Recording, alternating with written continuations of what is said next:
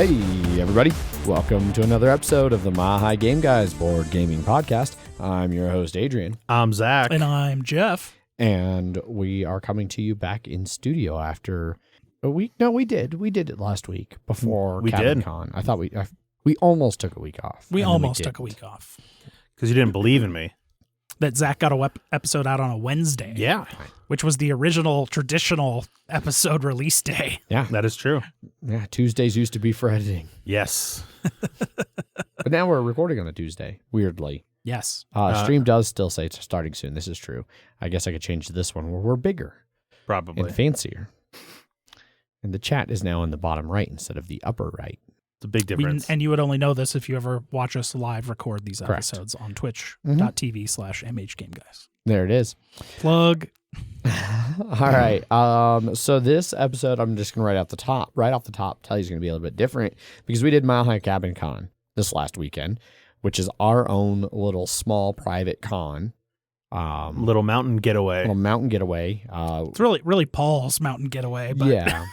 But we're the namesakes. Hey, we got shots of Jack for it, so. Oh, God. I was telling people at work how much I hate Jack Daniels today and how I had to explain to coworkers what DBs were. I am like 85% certain that the shot of Jack Daniels Wednesday night is the reason I vomited Thursday morning. Really? Just that? Wow. No, it certainly wasn't just that. It started the decline. But yes, that's certainly... That was like the roller coaster dip right in. Yeah. Mm-hmm. Well, you know, as they say, buy the dip, so... It set the tone. Yeah. And that's too dark. No one cares. Yeah, it's fine. I don't know. You guys are both very, very pale right now. That's because us. we're white. Yeah, exactly. Anyway, yes, we did Cabin Con. I work indoors. Sometimes. This was the second iteration of Cabin Con. Correct. Cabin Con technically started in late summer, early fall of 2021. Yeah, that one was more of a 0.5, I would say. Yeah, that was a very trial run. This was the full shebang. We rented 3 cabins in one little cul-de-sac up in Fraser, Colorado. And we had... or Winter Park. Basically Winter Park. Yes. We had like 28 people. Did it drop to 26? I think it was 28 originally, and then Josh and I think everybody was 26, but there were some people that came early and then left, and then so. And there were some significant others that were going to come up for just a day. Mm-hmm. Did Pat's significant? No. She did not. Okay. Because of the blizzard. That's right. Yep. The snowstorm. Spoiler alert. Yeah. So this episode will be different because we're going to be talking about Cabin Con pretty much the whole episode. So because there's not going to be played news and Kickstarter. Like 8 games each. Probably at least. Yeah. And we got to meet people. I have to talk about my first time actually face-to-face with Ofer. Face-to-face with Teresa. Mm-hmm. Face-to-face with Aaron. Hadn't met any of these people. Oh, yeah, that's also true. Pat's significant other did not come because their son unfortunately, we had some people that couldn't come because of COVID. They all just got COVID right before. Very convenient. Yeah. See, May planned it out. She got COVID a week before everybody else who got it. I did too. I got mine in early April. Got to get it out of the way. Yeah. No shit, Cabin Con's coming up. Time to just start making out with strangers till I get COVID. I have just a big holiday party with hundreds of people, and you'll fucking get COVID. That's for sure. Yeah, it turns out, especially like all packed into a brewery. Yeah. No, it was an event space, but yes. Oh, okay. Yeah. Anyhow, so we're not going to talk news and Kickstarter. We're going to talk about the games we played. And then banter will mostly probably be just banter about the convention. And then we'll wrap up and get out of here. We could talk about news and Kickstarter. Gen Con, Frosthaven, App, Arcs, Castles of Burgundy's Too Much Money. Fucking done. Yeah. 1 day left on reprint of Raw. That's also, I think, Too Much Money. Yeah. Can't remember. Now got it. News and Kickstarter done. Contractual obligations complete. Yeah. So let's dive into what we played. Do we want to round robin this? Instead of one person going through all fucking 8, do we want to sure go around and talk about one game at a time? Yeah, sure. Yeah. Cool. Jeff, do you want to start? Jeff starts. What do we want to talk about first? What was the first game I played? Fuck if I know. I'm gonna go to Tuesday when we had our game night before Mile High Cabin Con. There you go. Oh yeah. I didn't do Tuesday game night because I was in studio doing a Mile High Dungeon Delver stream. And I broke out Radlands with Zach. We were doing game night at Cohesion Brewing, Denver's Best new brewery via Westward. Their premier Czech beer place. Also only Czech beer place, I believe, in the Denver area. Bierstadt has some Czech stuff every once in a while, but So, anyways. yeah, game night. Radlands, 2-player card game. More like lands. Fine lands. That's what it was. Yes. Yeah. We played with the tutorial starter, which is like there's just a deck of like camp buildings that have just like a whole bunch of different shit you can do. But it's in like this weird like column and row card system.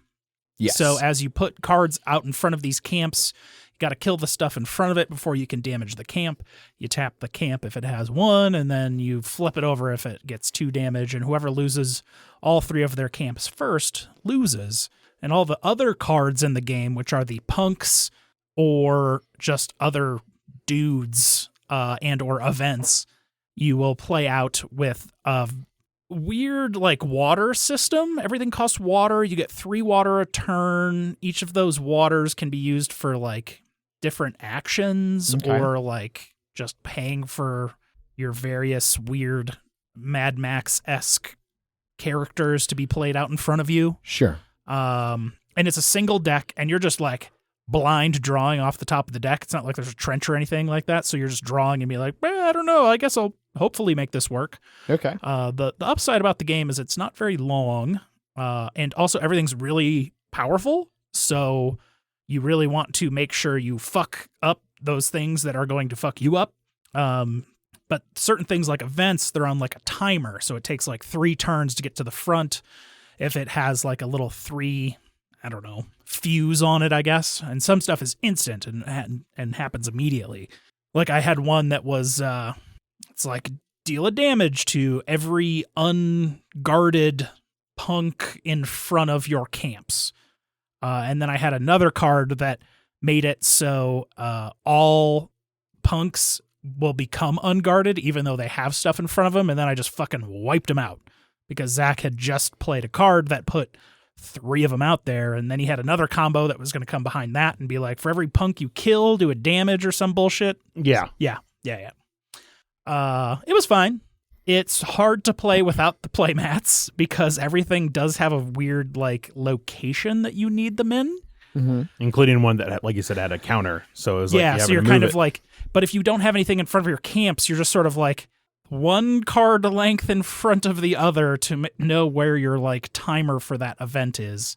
It was definitely a game designed around playing it on a playmat. That's for sure. It was fine. Oh yeah, I would just say for a 2-player card game, it's no Hanami Koji. So It's also longer than Hanami Koji by a fair distance. by a not insubstantial margin. Yes. Gotcha. There's a lot of iconography in there. It's like radiation will just murder stuff straight out and don't have to worry about damage. There's healing. And there's a lot of cool combos and stuff you can do in the game. But otherwise, Redlands was like, it was fine. Yeah. I don't know if I need to spend the $60 on the Ultra Deluxe plastic card playmat edition. That's for sure. Yeah. But yeah, I started, and we did the game night on Tuesday because we were going up to Mile High Cabin Con on Wednesday. Correct. All right, Zach, what about you? Did you play anything else on Tuesday you want to talk about? I played Long Shot, the dice game again. Okay. I was with Paul, Anthony, and then one other person. Don't know his name.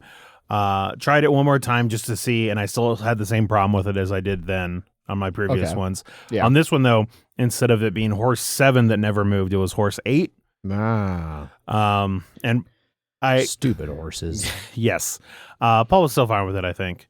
I don't know how Anthony felt or the other guy, but I'm like, after playing it the third time, I'm like, okay, I'm okay now. It did last longer this time than any of the previous times I played it. Because people were being more proactive about removing horses that they didn't want. Sure. But it still wasn't enough to make it fun for me. Okay. Especially near the very end, it lasted long enough that there were many times when people are just like, I can't do anything because everything I could do, I've already done on this particular roll because it's all based on the die that you roll. So gotcha. Okay. Neat. That brings it to me. Yep. I don't remember what my first game I played at the con was. Now we're at the con. Yeah. We're talking con stuff. Everyone drove up Wednesday. Yep. for the vast majority. Yep. Some people ditched the con altogether, like Chris Evans, because he has to coach Volleyball. soccer. Volleyball. Was volleyball. Volleyball. Yep. Okay. Yeah. So I was not on a bail to do anything else. I went up. I picked up Wes along the way, and so myself, Megan, Wes, and Jester, all four of us piled into the car. We stopped on the way up at Guanella Pass Brewing in Empire, which turns out they have two locations. We solved a mystery. Megan and I have been stopping at Guanella Pass Brewing all winter, coming back from Winter Park. Yeah. And we have often joked about, like, why the fuck is this brewery in Empire called Guanella Pass Brewing when it's below Berthoud Pass and not Guanella Pass, which is over in Georgetown? Well, mystery solved. Their main brewery and brewing facility is in Georgetown. Yeah, because you which kept is on the saying, Guanella Pass. go to this brewery, and I was like, which one? I did And- not catch any of the which one messages Yes. until far too late. Yeah, and I was like, we're going, and then I found out what you were talking about. And The I was one like, that's on the way. yes. It's like, well, not that the Georgetown one is very far, but it is not the exit. It is not the correct exit. But it is Yes. the Empire location, not the Georgetown location. Yes. But the Georgetown location is clearly their brewing facility, because this tiny little weird Hole in the wall bar and restaurant. shack of a area is not much of a brewing facility. Correct. Yeah. But they have really good Detroit style pizzas that I quite like. I'm a big fan of their pizza. Their beer's okay. I got D-Deli on the way up, so I was quite full Yeah. and did not eat the pizza. Yeah, one of the doors does say Hard Rock Cafe. Oh, that's what that one is. Okay. I remember when we were driving up, it was like, why is there a Hard Rock Cafe? Yeah. Not that Hard Rock Cafe. Yeah. Yeah, I don't know. So we got up there, got settled in. Yeah. Glad somebody told you, Thursby. This is why you need to be in the Slack channel. Oh. So it's like Burger he King found out about in that place in somewhere in the U.S. Sure. That was before. Illinois, pretty sure. Yeah. Anyhow, got up to the convention, got the car unloaded, got settled in. I don't actually remember if I played a single game on Wednesday. I might have been too busy hanging out and chatting with people. I could not remember playing anything on Wednesday, to be honest. I feel like I almost certainly had to have. Maybe that was the night I taught Teresa and Ofer Arc Nova, along with, I want to say, Wes. It was a 4-player game. It started out, it was a teach with me and Teresa waiting for Ofer to show up because Ofer had previously played. I don't think this was Wednesday because I think he played it the night before or something. I don't know. I think he was streaming sumo and then needed to play. Yeah, I think it was his second night of streaming sumo. Mhm. I don't know. I definitely did play something that first night, but I can't remember what it was. But that's right. It was Clue. It was Clue and Teresa, and then Ofer came and joined right after sumo, right as we were starting. Uh-huh. Like I went first, and then Clue went, and then Teresa went, and then it was like, Ofer, it's your turn, and if you don't get here soon, we're going to play without you.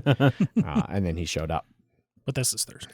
Yeah, so this was Thursday. So I don't remember what I played Wednesday. I should have been taking notes or something, or have a better memory than I do. I definitely thought about taking pictures like I did for Geekway, and I did not. Yeah, But it's fine. So this is a random Thursday night game. I'm just gonna jump all around, I guess, as I think about things. So Arc Nova. So I taught it. We played it. It was Arc Nova. All of the games of Arc Nova are really starting to just feel like Arc Nova.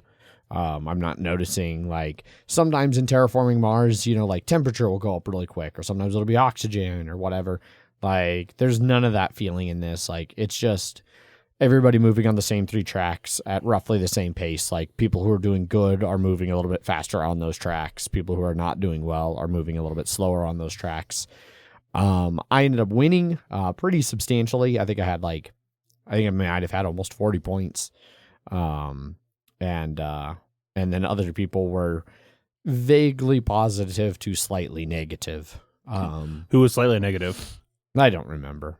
And I'm not going to say because at least two I of really the, want you to put words in somebody's two mouth. of the 3 people are in the chat and will berate me if I get it wrong. Well, I need you to make Well, that. we're going to berate you because you're not naming names. Yeah. So Yeah. I think there we go. Clue was at 1 and Teresa and Ofer both got -1. So that's close. and like I said, I got like 30 or 40. Like That was not I got close. a lot. That was like Zach, Paul, and I's first game. Yeah. Except Paul and I were both at like negative 18 and 23 or something. I had, and this does reveal one of my frustrations with the game, is I had amazeballs symmetry with my starting 10 that I then got to discard down to almost perfect symmetry with my starting 4 and with my goal card. And my goal card was like the construction goal card. So it was like 1 point for connecting all rock, 1 for all water, 1 for all borders, and then 1 for covering every space. Well, then if you cover every space, you also get an additional 7 appeal. So like it just rockets you. Has anybody done a drafting yet for the starting hands?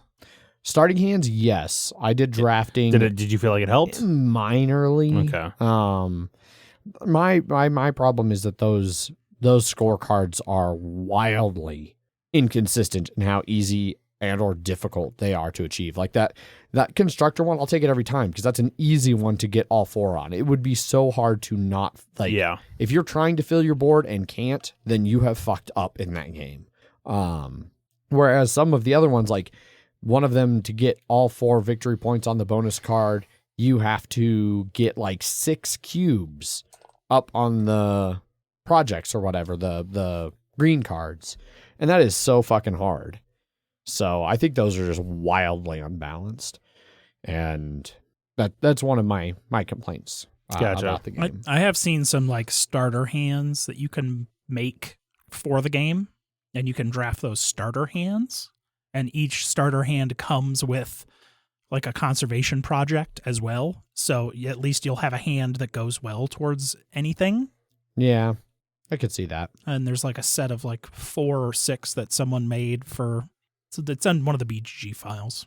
Yeah, I mean, that's one of those things like, yeah, you can, like for a game that is right now in like the top 20, I think. Top 15. Top 15, like you shouldn't be having to hack together starting hands to make the game fair and balanced. Like that's bullshit. I like it. I'll play it again, but clearly everyone is missing the petting zoo strategy. I've heard petting zoo strategy is a losing strategy every time. Correct. Okay.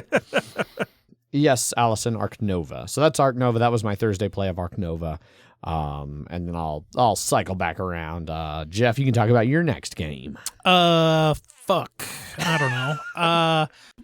Planet Unknown. Let's go to Planet Unknown. Nice. Probably my favorite new game that I played there. Was this? I think this was a Thursday. Was this a Thursday game? I think it was a Thursday. It was a Thursday or Friday because it was one of those 2 days. It was a morning. It was a morning where you weren't playing games, and like we came over to the house and like, Jeff, you're playing this. Yeah, I think maybe it was Friday because maybe I was watching Formula One practice sessions or something. Yeah. Everyone was, every once in a while, like, because everyone would just wander between the 3 houses and see what's going on at each house. And people would just wander in and be like, hey, what's up? Anyone over here? And I was like, nah, I'm just watching Formula One. They're like, okay, cool, bye. Also, I brought a ridiculous amount of beer, and that's where the beer was. So that was the house I stayed at most of the time. It was like 12 cases of beer. I didn't take any home, so that was great. Nice. Thanks, everyone, for drinking all of it and or just taking it. Yeah. Speaking of things, he's not actually in the stream that I've seen yet, but I would like to thank Boyd for leaving behind King Sue Double India Pale Ale. Toppling Goliath. From Toppling Goliath, because now I have like 2 4-packs of it in my fridge that I did not have to pay for. Yeah. Planet Unknown is a polyomino placing game with 4 tech trees. 5. 5 tech trees. 5. Damn. Well, 5 trees or 5 like things, and only one of them is called tech. Yes. But it's like Civ, Biomass, Rover, and Water. Yes, and then tech. And tech, yeah. But it has this Lazy Susan central piece that everyone at the beginning of the game has their like planet, and then there's objective cards between each player that they're fighting for. So you're not fighting over like the same objectives as everyone else. It's really just the person to your left and the person to your right. And then you have a planet with that you place all these polyominoes on. But the Lazy Susan, you turn, because everyone has placed a little arrow to like select which piece of the pie will always be in front of them, and you just sort of move it till you think you got one that is good for you, or maybe one that is fine for you, but you put one in front of someone else that's next to you that may have fucked them, which is always fun. Like, you need biomass, huh? Well, let's just see. Like, well, this one has biomass, but to my right, no biomass. I guess enjoy that rover again or whatever. It's especially when it's because there are shared goals that you're trying to compete against with your neighbors. And so if you can force them to take something that like that you're competing for to like get the least of, it is nice to just be like, well, we're competing on tech and you have to take a tech no matter which one you choose. So enjoy that. Yeah. We were competing, Zach and I were competing on life pods. There's these like 6 life pods that are on the planet. But Zach knew what those tech upgrade cards did. The Civ, yeah. So he just fucking rocketed up on Civ and was just like, boom, boom, boom, fuck you, fuck you, fuck you. Because I played this game before and I know this will win. Classic Zach. I don't know. I feel like if you're doing something and then there's like, hey, if you do this thing, you get cards. I feel like cards are the way to go.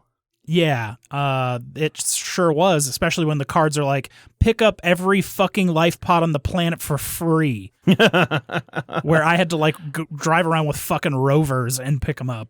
And I was like, well, if I knew that was a fucking card, I would have jammed on the gas pedal of Civ and gotten it. But I did not know that. Bummer. But someone did. Someone. But it didn't matter because I beat him anyways. So yeah. Oh, I got last in that one. I did real bad. He did. The problem is that I kept having to take fucking meteors and meteorite strikes, and there are pieces that will just have a meteorite on them. And when you're scoring at the end of the game, any column or row that has one of those in it doesn't score. And I was just like, I still had like 7 left that I just was like, I can't do it because I couldn't get rovers because people. May to the left of me had like 9 or 10 different rover spots. Oh, damn. And I was just like, because we were also competing on that. And so I just never saw any of it. It was really annoying. Yeah. So you score like every filled row or column that doesn't have a meteor on it. I did very well on that. I think I was only missing a very small handful. Yep. On the other side, Ofer and I were competing for biomass on the edges of the planet, which he beat me on that one by 2, I think. But then there's a whole bunch of modifiers in those Civ decks. So like for every meteor you clear with your rover, you get like 1 point for every 3, but in each of those Civ decks is one that makes it better and better and better. So like with 3 cards, it gives you 3 points for every 3, and you can even get better than that. You can get up to like 5 points for every 3 if you have 1 for each one. Damn. So it makes going like heavy meteor clearing even better. Gotcha. Yep. I think I still ended up with like 3 or 4 points because I just had that many fucking meteors I was able to clear. Oh yeah. Yep. But I also went heavy tech early. Okay. Which there's like 5 different tier things that break out and give you like special abilities. Everyone's is the same, but it's stuff like when you move a rover, get +1, or your 1x1 greenery tiles that you unlock, you can save for later and you don't have to put them out immediately. Seems good. Or whenever you draw a meteor piece, just don't place a meteor and you're immune to them now. But that's like the 5th level one. I'd be like, cool, I've got 2 rounds of this to actually benefit from. So, well, that could definitely matter at the end if you're very limited on what spaces you could do. So, yeah. Teresa ended up winning that one. Correct. I thought I was doing very well, but apparently not that well. No. I've enjoyed it both times I've played it, and I know that it can get like we're all playing on the same planet and we're all using the same corporation, which is where the tech trees were. Sure. But you can get unique ones of each. Then like Lance had like 12 different planet maps that you can choose for, and they're all different, and some of them look pretty crazy. So I would be very interested to try some of those out in the future. Yeah. Cool. Because there's like a black hole and it's just like the center of the map. It's everything around the black hole. So it's like opposite planet, I guess. Yep. It's only edge pieces on there, which is super weird. But also because it's in space, like the water that you need for the water tiles is just like water, gas, whatever, hydrogen, just in space, but you can see little water bubbles and be like, oh, okay, that's where the water is. Yep. Interesting. Yeah, it was good. Plain Unknown. Cool. The Lazy Susan really does make the game, though. It does. That's what I've heard. Yeah. I have not played. I do not know. Zach, what's next for you to talk about? First game that I played at the convention was Between Two Castles of Mad King Ludwig. There you go. That one played with 7 people, I believe. Nice. Oh, wow. Yeah, we are playing with the expansion, which adds a couple things, but it's not super crazy. It just adds like 2 tiles, 2 types of tiles. One is an activity room that is it scores for everything adjacent to it, but if you have a certain type of tile anywhere near it, then you only score 1 point for it. So it's trying to be like, I don't want to be near sleeping rooms or whatever. And then the other one is a secret, and in that it just has an arrow, and then it basically just copies whatever it's pointing towards, and it's a second version, or it's a second tile of that tile. So for that planning, like you can plan it pretty cool to be like I think we had it next to one that was, hey, it was an outdoor spot that was, you get 1 point for every underground, and so we just copied that, and now we got 2 points for every downstairs area. Okay. Which I was playing with Wes. Like my 2 partners were Wes and somebody else. I can't remember the name. I'm not even gonna bother trying. I just know that I turned to both of them and I was like, all right, guys, we've got this. We're gonna make the 2 best castles here. It was Ofer. It was okay. I wasn't sure if he was. In my mind, it was Ofer and Teresa were with Keith, and they were just complaining about colors. That's what I remember. See, Ofer, you see how he treats you? Yeah. I haven't forgotten any games we played together. Did you play any games with him? Yeah. What games? Werewords. Okay. There you go. Ugh, the bar. And obviously Ark Nova that I literally just talked about. And that's it. That's all. Yeah. So I told him before. Not Root. Not Root. No. No, I did play Root with Ofer too.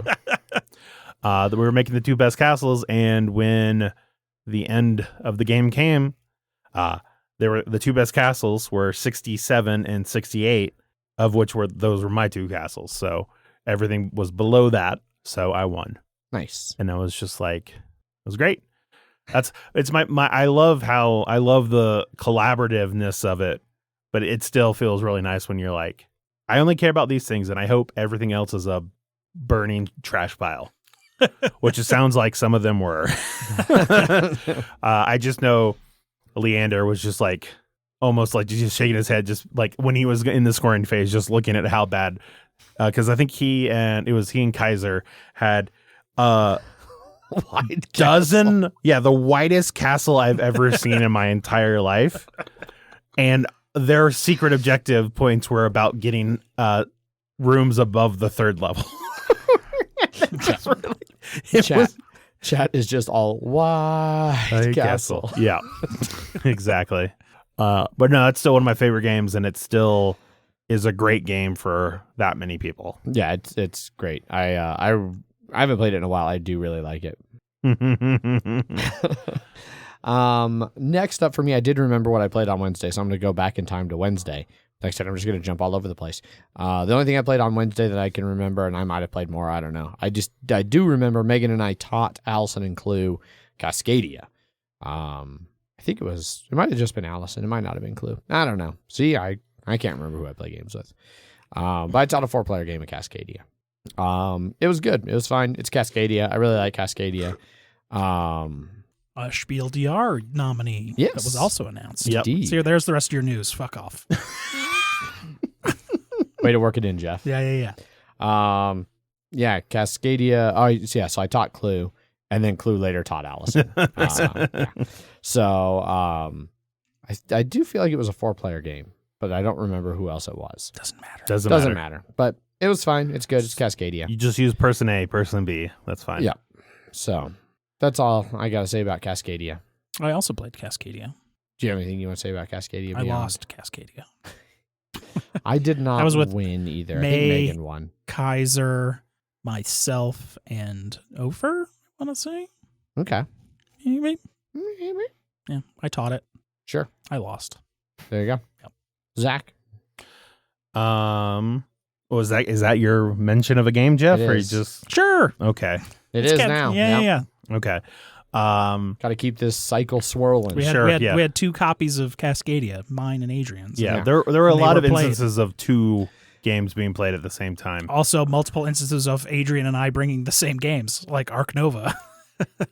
I curious. I did not play my Ark Nova. Other people played my Ark Nova. My Ark Nova got played a few times. Other people punched my Ark Nova. Oh, that's so, very nice yeah. of them. Yeah. Who are you, Paul?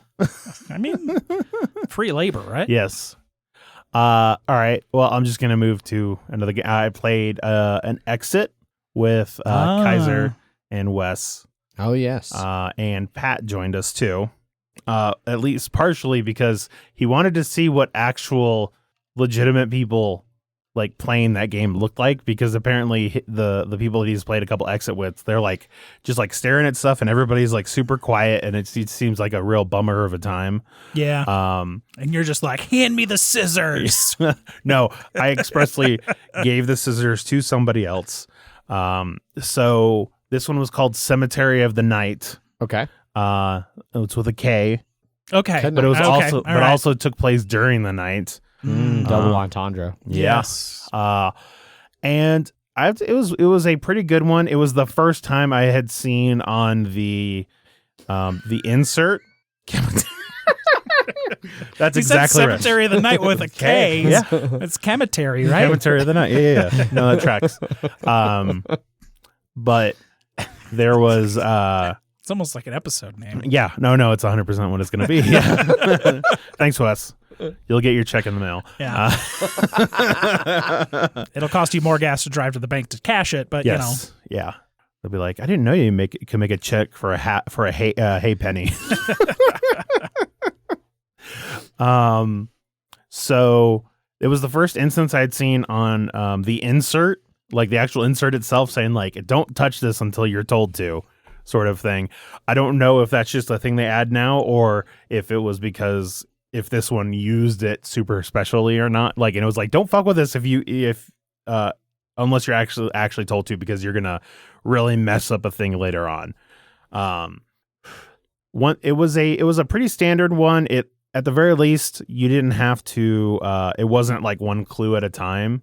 So it was a 3 out of 5 difficulty. So on those, at least they just give you everything and then you sort of find more stuff. Whereas some like the easier ones are like, do this page and then do this page and then do this page. But we had, I'll just give you like, there's just one sort of spoiler that I want to give away just because it was really funny. So at one point we had to read a grave. And it told us, read this out loud and then basically do what it says. And it was like it's supposed to be tree twig is how it's supposed to read out. But like we read it out loud and then we looked down on there and there's like a tree somewhere, but we just didn't see anything. And then what followed was about 10 minutes of us trying, because we were like, but we have to read it out loud. Are we saying it wrong? And so you just have us all going, twee twig, like looking at it, twee twig, like just saying the same fucking 2 words over and over again. Twee Twee twig. twig? Like trying to say it like, how can I say that one word differently while still saying it exactly the same? Not knowing that it's tree twig. Right. Well, yeah. And then everybody yeah. No, and it was the only time I've had to do it so far where we just had to look up, like get to the final hint where it just told you, because we're like, the first one we're like, we already did that, and then the second part we're like, we already did that too, what are we fucking missing? And then it said it, and then as soon as you looked at the tree you're like, oh, I fucking see it now. But unless you were like looking for it, we completely missed it, and it was annoying but otherwise very funny. Nice. Yeah. And then we finished, I think we got 6 out of 10 stars on it. It was fun. I still love those games. I saw there was a lot of deckscapes being played. Yeah. Mike Jones brought his horde of deckscapes that people were playing through. Yeah, it seemed like some people didn't, like there was an El Dorado one that at least Lanes wasn't that big a fan of. Gotcha. But, yeah. Next thing that I'll talk about was the D&D one-shot that Wes ran for you, Zach, me, Megan, Teresa, Leander. I think that was it, wasn't it? It was 5. You, Meg. Did you And we say had one Megan? more. Yeah, me, Megan, you, Teresa, Leander, May. That's right. Yeah, so it was a one-shot he came up with entirely on his own. He asked us, we vaguely tried to plan some stuff in like Slack and stuff that really never went anywhere. The closest he got is we all gave him our preferred character races or classes. Yes. So he did some pre-mades. They were level 6, I want to say. Mm-hmm. And then we got them the night before and got to kind of do a little bit of character development, building, like finish out. Like he didn't pick our races for us, so we got to do that. He didn't pick our backgrounds. Stuff like that. And then we all got together and we played. It was so much fun. It was a lot of fun. It was easily one of the most fun things that I've done in a long time D&D related. It was one of the best one-shots I've been a part of. And almost all of my top like one-shots have been Wes related. Mm-hmm. Like Wes does really good one-shots, I think. Talking nice about him while he's right there in chat and everything. This one, so Zach and I kind of randomly decided that we were going to be siblings. I want to say somebody suggested it. Yeah, I don't remember how it came about. There was definitely something about like, yeah, I was a cleric and you were a warlock, so there was already going to be some tension of like me like kind of looking down on you for taking the easy way to power with a god versus actual like putting in the effort to worship them properly. Yeah. And then it was like, yeah, you're, some like I don't remember if somebody suggested or if we just kind of organically came up with it. Like, oh yeah, it'd be funny if we're like siblings. Yeah. And then we ended up being turtles. And I was Wordle the turtle. Because what are the Tortles? Is Tortle, the actual race? Yeah. So Zach was Wordle the turtle, and I was Quirtle the turtle. So we were Wordle and Quirtle, the turtle bros. Yep. And then like almost everyone else ended up picking small races like halflings and gnomes and stuff. So it was like a party of like 4 tiny people and 2 giant 450-pound turtles. So we're talking about Michael Bay turtle sizes? Oh, Okay. 100%. Okay. Yeah. Okay. Massive. Yeah. Also, bulletproof. I'm bulletproof? Yep. God, I hate that movie. Fuck. I've never seen it. Oh, it's bad. Yeah, and then There's 2 of them. there was a tiefling that was normal person sized, but he basically had us exploring this little island, and there were a couple little really basic puzzles to solve that weren't too hard but worked really well together and had enough like interplay between them where we were running around doing different things. He does a good job, I think, of like coming up with things like that they're easy to solve, but they do get you to burn resources like spell slots and things. Yeah. We had a battle that was against 2. We had 2 battles. we had a main battle. Yes. That was against these 2 like Leviathan creatures that was really interesting, where like we were partially like some of us were swimming, and so like we're down underwater and we like had all kinds of disadvantages to fighting, and then some people were up on the surface because they had water walking cast on them, and so it was really cool dynamic like multi-tiered battle going on. Yeah. And it didn't help us that we were also surprised. So we get like the sea serpents had the free reign on For a fucking whole us up. turn, Yeah. Megan got it's a good thing that we had healers, because like as a cleric I spent several of my turns being like, well, my bonus action is healing word, bonus action is healing word, like you're not unconscious, you're not unconscious, you're not unconscious.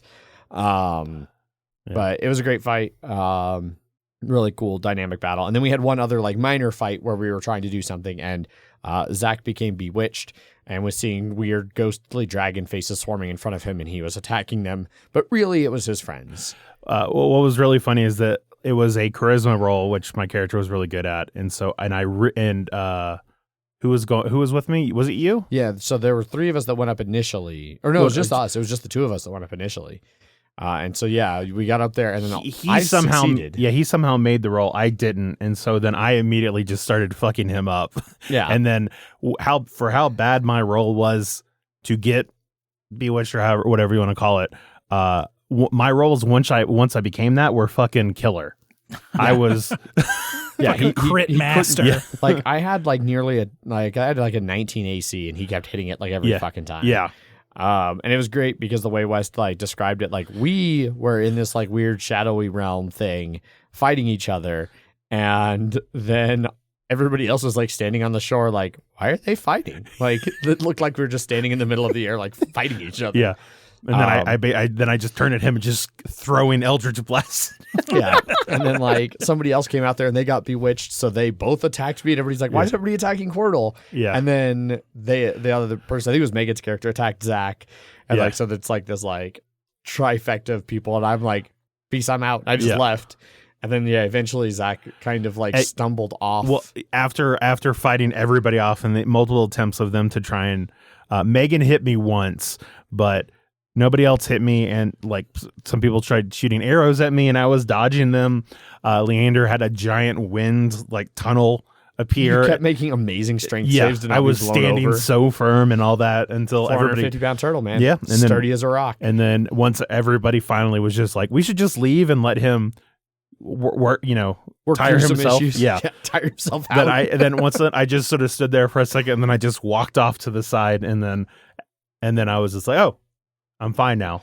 Yeah, because he's like, I want to walk, and Wes was like, all right, make a like a D6 roll to see like which direction you walk in, and so he just walked in a random direction until he left the like sphere of influence, and then he was like, oh, they're gone. I guess I won. Yeah, and I was just like, hey guys, did you see all those fucking dragons I kicked the ass of?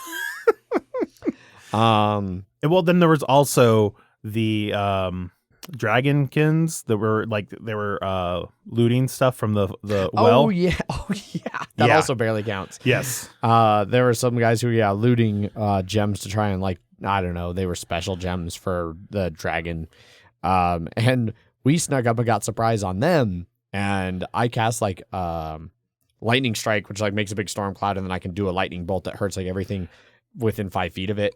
And that hurt a shit ton of them, but didn't kill any of them. And then Zach did a lightning like blast or bolt or something. It's like a straight line through that killed like, I don't know, 3 out of 5 that it hit or something. Yeah. And then everybody was super injured. And so everybody's turn after that, after us basically hurting everything, was just like, oh, and that one's dead, and that one's dead.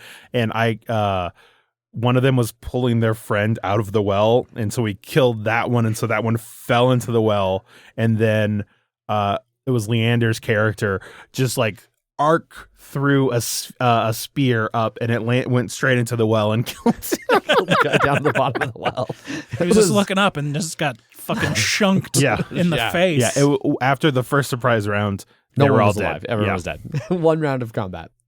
One round of slaughter. Yeah, pretty much. Yeah. And they were something about the way they were as a creatures. They popped into a like paste of acid and gunk. Whenever they died, they'd like.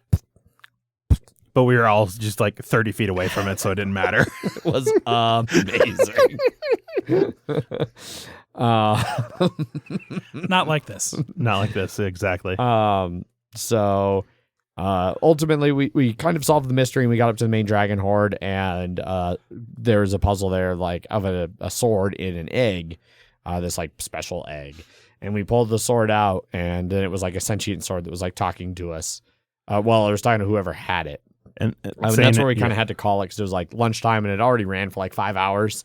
Apparently there was supposed to be a big battle with a like dragon soul like stuck in the sentient sword that was going to fight us. That was like going to be a super awesome fight, but we were just out of time, unfortunately. We spent way too much time bantering brothers to brother, and like everybody else had weird because it was like the idea was that we'd been a party for a while, so like everybody got along, but we all had all these weird dynamics between us that we just kind of made up on the spot that were great. So namaste. Yes. Yeah, namaste. Yes. So yeah, bunch of fun. Thanks so much to Wes for running it. It was great getting to play with everybody. Really enjoyed that. One of the highlights of my con for sure. Was this the same time TI4 was playing? No, because it wasn't, because Wes was part of TI4. Oh, that's right. Okay. It was on Thursday because we were going to do it on Saturday, but Megan couldn't. She was a part of it, and she couldn't do that. She was going to have to leave, and we wanted to have more time. Yeah. Which I'm glad we did, because we ended up going till significantly later. But yeah, so that was the next thing that I played that I was going to talk about. So someone should mention TI4. TI4 happened. Paul won 3 in a row. From what I heard, he had all the good luck and everybody had all the bad luck. Yup. Yeah, I didn't hear much detail about what was happening, but he played the nerds who had like -1 on all combat rolls, and then no one ever attacked him all game. So Yeah, they just let him turtle up until Yeah. jellyfish up until. Yeah, the thing I heard is like Paul played pretty well, but he also had like everything that could go right for him went right for him in terms of like card draws and interactions with people and stuff like that. So cool. None of us played. None of us played. No. So And did they get 7? They got 7. They didn't get back up to 8. So they had some new people. Seemed like it went all right, and it seemed like it ended like roughly around the same time that ours did previously. What was that? Like after 9.5 hours. Yeah. Neat. Jerf. Another game I played was Beyond the Sun. Another favorite new game that I played. So this one is like, I would call it mainly a tech tree game. Yes. That also has a weird sideboard that's very important, but like weirdly much smaller than it probably should be.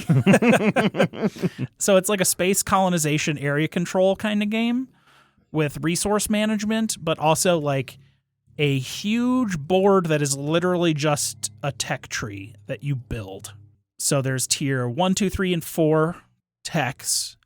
The tier 1 techs are face up.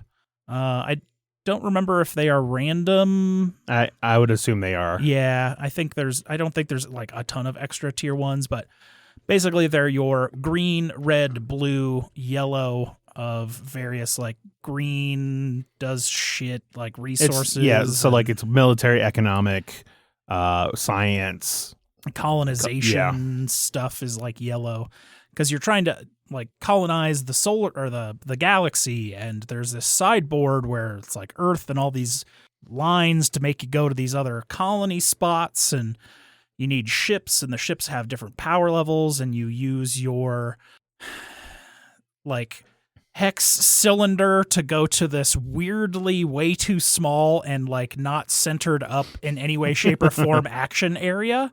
Like it's it's at the like bottom of the board and like bottom left side. So if you're playing 4 players, it's not to scale with how big the map is, or big the board is. Yeah. And then the techs as they go out will open up new worker spots that are just like the little hex symbol. Anytime someone goes to the hex or goes to the research for the first time, they get to put their like population there, which means they can go there. You get victory points for going up the research track. Pat and I went kind of like the other direction on the tech tree board, where it's so much so that I went all the way up to tier 4 on my tech without anyone really touching like 5 or 6 of the techs that I had researched. Some people got up to tier 2, but tier 3 and above were just yours. Yes, yeah, which was fine. It's not like you get anything for doing those techs. It's just I had free reign to go to them without having to worry about anyone else taking them. But I even got up to the tier 4 tech, which are very powerful. There's only 3 slots for those. So the first 3 people that discover them get basically victory points for the end of the game. Well, anybody else who went there could get them too, but it's more of you're choosing what the victory points are, so you're going to try and tailor it towards things that work better for you. There was kind of a general theme that could come out via the tech cards, because they were always things like mass cloning or android servants or various like military technologies, which everyone else went, so I didn't really ever see those. But they all generally are just like, you have an interesting dual layered board. It's a bunch of dice, but you're never rolling them, except that one event card that made us roll them. But they're never meant to be rolled. No. You're just, so there's like a resource on one side, and basically you're turning that resource into a population or a tier 1, 2, 3, or 4 ship by going to these various spots on the board and spending ore that you get on the various mining. I think it's the green cards, I think, that give you resources and stuff like that too. Yep. And then there's the end game objective cards, which were like, get a tier 4 card, have only 2 of those resource dice left on your board. there was various events that came out throughout the game that would added in additional endgame points that were based on how much population people had left, how much coal people had left, how much ship power they had left, because even out on this very important but much, much smaller board is where you actually go out with your ships. You put outposts and colonies there because you are running production on your board of population or coal, and the more of those discs you have out, the better your production is going to be. And you got to balance it all with having those discs out. They'll let you get more people, more population, because you're always grabbing dice from the leftmost side of the board in your little supply. And so if you drain all those without expanding, it's going to be really hard for you to just get more people. Because you can't run production anymore because that column doesn't have any dice left in it. So you need to uncover more of the discs below those, because every time you research something, your population has to go out there. So every card that you research is another population that you don't have access to. You can burn population when you colonize, and that puts it back on the right side of your board. But generally, we weren't colonizing a ton. Good colonizers are bad. The biggest, or one of them, one of the objectives was colonize 4 planets. I think we had, and I had 3, and I had the most. Yes, because I was the one that went heavy on the board. You went heavier on military because that other side of the tech tree had more military stuff. And what's interesting is when you go up a tier in the tech tree, there's sort of like multiple lines or single lines that go to it. And the next tech you have to choose if it's a single line, it has to be whatever category was previously. Or if there's 2 different lines going to it, you can choose either color. And then you draw through the tech deck until you get 2 cards that are that color, and then you choose which one it is. So it can kind of change colors that way. But all were really interesting. There's event cards that add a little bit of flavor in there because it's various, important people in the future after the first thermonuclear war and, rebuilding humanity to explore the stars. And also when you get those certain events, it unlocks like these covered worker spaces that let you get to the higher techs and stuff. I didn't win. I think I got second. Yeah, I think so. Yeah. We were playing with Boyd. Boyd wanted me to bring that one because he wanted to play it, which was good because it is a good game. Nice. And he ended up teaching it, and it was a lot more simple than it looks, just because it is weirdly proportioned, I guess, for a game like that, where you would expect like worker placement spots to be like prominent and easily accessible to all players at a table. Yeah. Which it wasn't particularly, but as you moved away from that side of the board, there was more shit to do out in the middle anyways. Yeah, it was good. Oh, right. I remember being very close because whatever Boyd's decision was going to make it so either I would win or Zach would win. King make Boyd. Yes. So he attacked me instead of attacking Zach, who then was free reign to colonize a planet. Colonizer. Yeah. Well, it also didn't help that I was just like, you can either let me colonize this or I'm going to do everything. Like, my action will be area control related, and I'm going to focus on yours as much as I can. So Boyd focused on mine and then made sure Zach was going to win. Yes. Which I did. I did not I was very much not on the board on that colonized side. I did have 2 like pretty hefty point planets, but it's because I got to 2 tier 3 techs first, and you had to have tier 3 techs to be able to even go to the planet. Yep. And so it was basically mine no matter what. Yeah. And then at the end, I got Android Independence, which made all planets power cheaper to colonize. And everyone was like, oh, I think it was Boyd. It was like, oh yeah, you can just do that. And I was like, yes, I can. And then my final action was to block the 1 terraform spot that was accessible to all players because he did not tech into any of the other colonize tech spots. So he literally could only do the base one, which I had other cheaper ones. I could do it for cheaper, but I had the resources to do it, and I knew that would block him from being able to do it, period. Yeah. So it's kind of understandable why. Well, why and then especially had you taken... there were 2 spots that I could go into that if you had taken that one, he would have taken the one that you took from him, and then I couldn't have colonized, or I couldn't have terraformed. Yeah. So you also king chose me, Jeff. Congratulations, Jeff. You played yourself. Yes. But yeah, Beyond the Sun is a lot of fun. There are alternate player boards for like more asymmetric would look pretty factions interesting. that are very, they look much different. So I look forward to it. Because we each did have a very minor difference. It was like someone got to start with like a level 1 ship out in deep space instead of Earth. I or think, an extra population or something like that. I think for me, if like you said, the area control portion took a much bigger like amount of the game than I thought it was. Yeah. And I think that's what made it, because I had heard it described as just tech tree the game. And I was like, well, that doesn't seem that interesting. But being able to manipulate the area control board with all of that stuff really made it a lot better. I felt. Yes, it was much more interesting due to that colonization. Yeah. Terraform board. Right on. Which is also how you get, your production discs out. Exactly. It was good. Cool. Zach, what's up next for you? Let's go with I just had a bunch of them that I can't think of. We'll do I did another on Saturday night I played another round of Merchants of the Dark Road. Okay. That one I played 4-player, and after playing it 4-player, I will say 3 players probably good with it because the game is over when everybody takes 13-ish actions. So you're just adding like that's the timer is when everybody runs out of dice. So adding another person just increases the amount of time. Does it adjust the number of dice for No. number of players? Oh, that's weird. No. So it's just longer. Yeah, it seems not ideal. Yeah. I think it ended up being like 3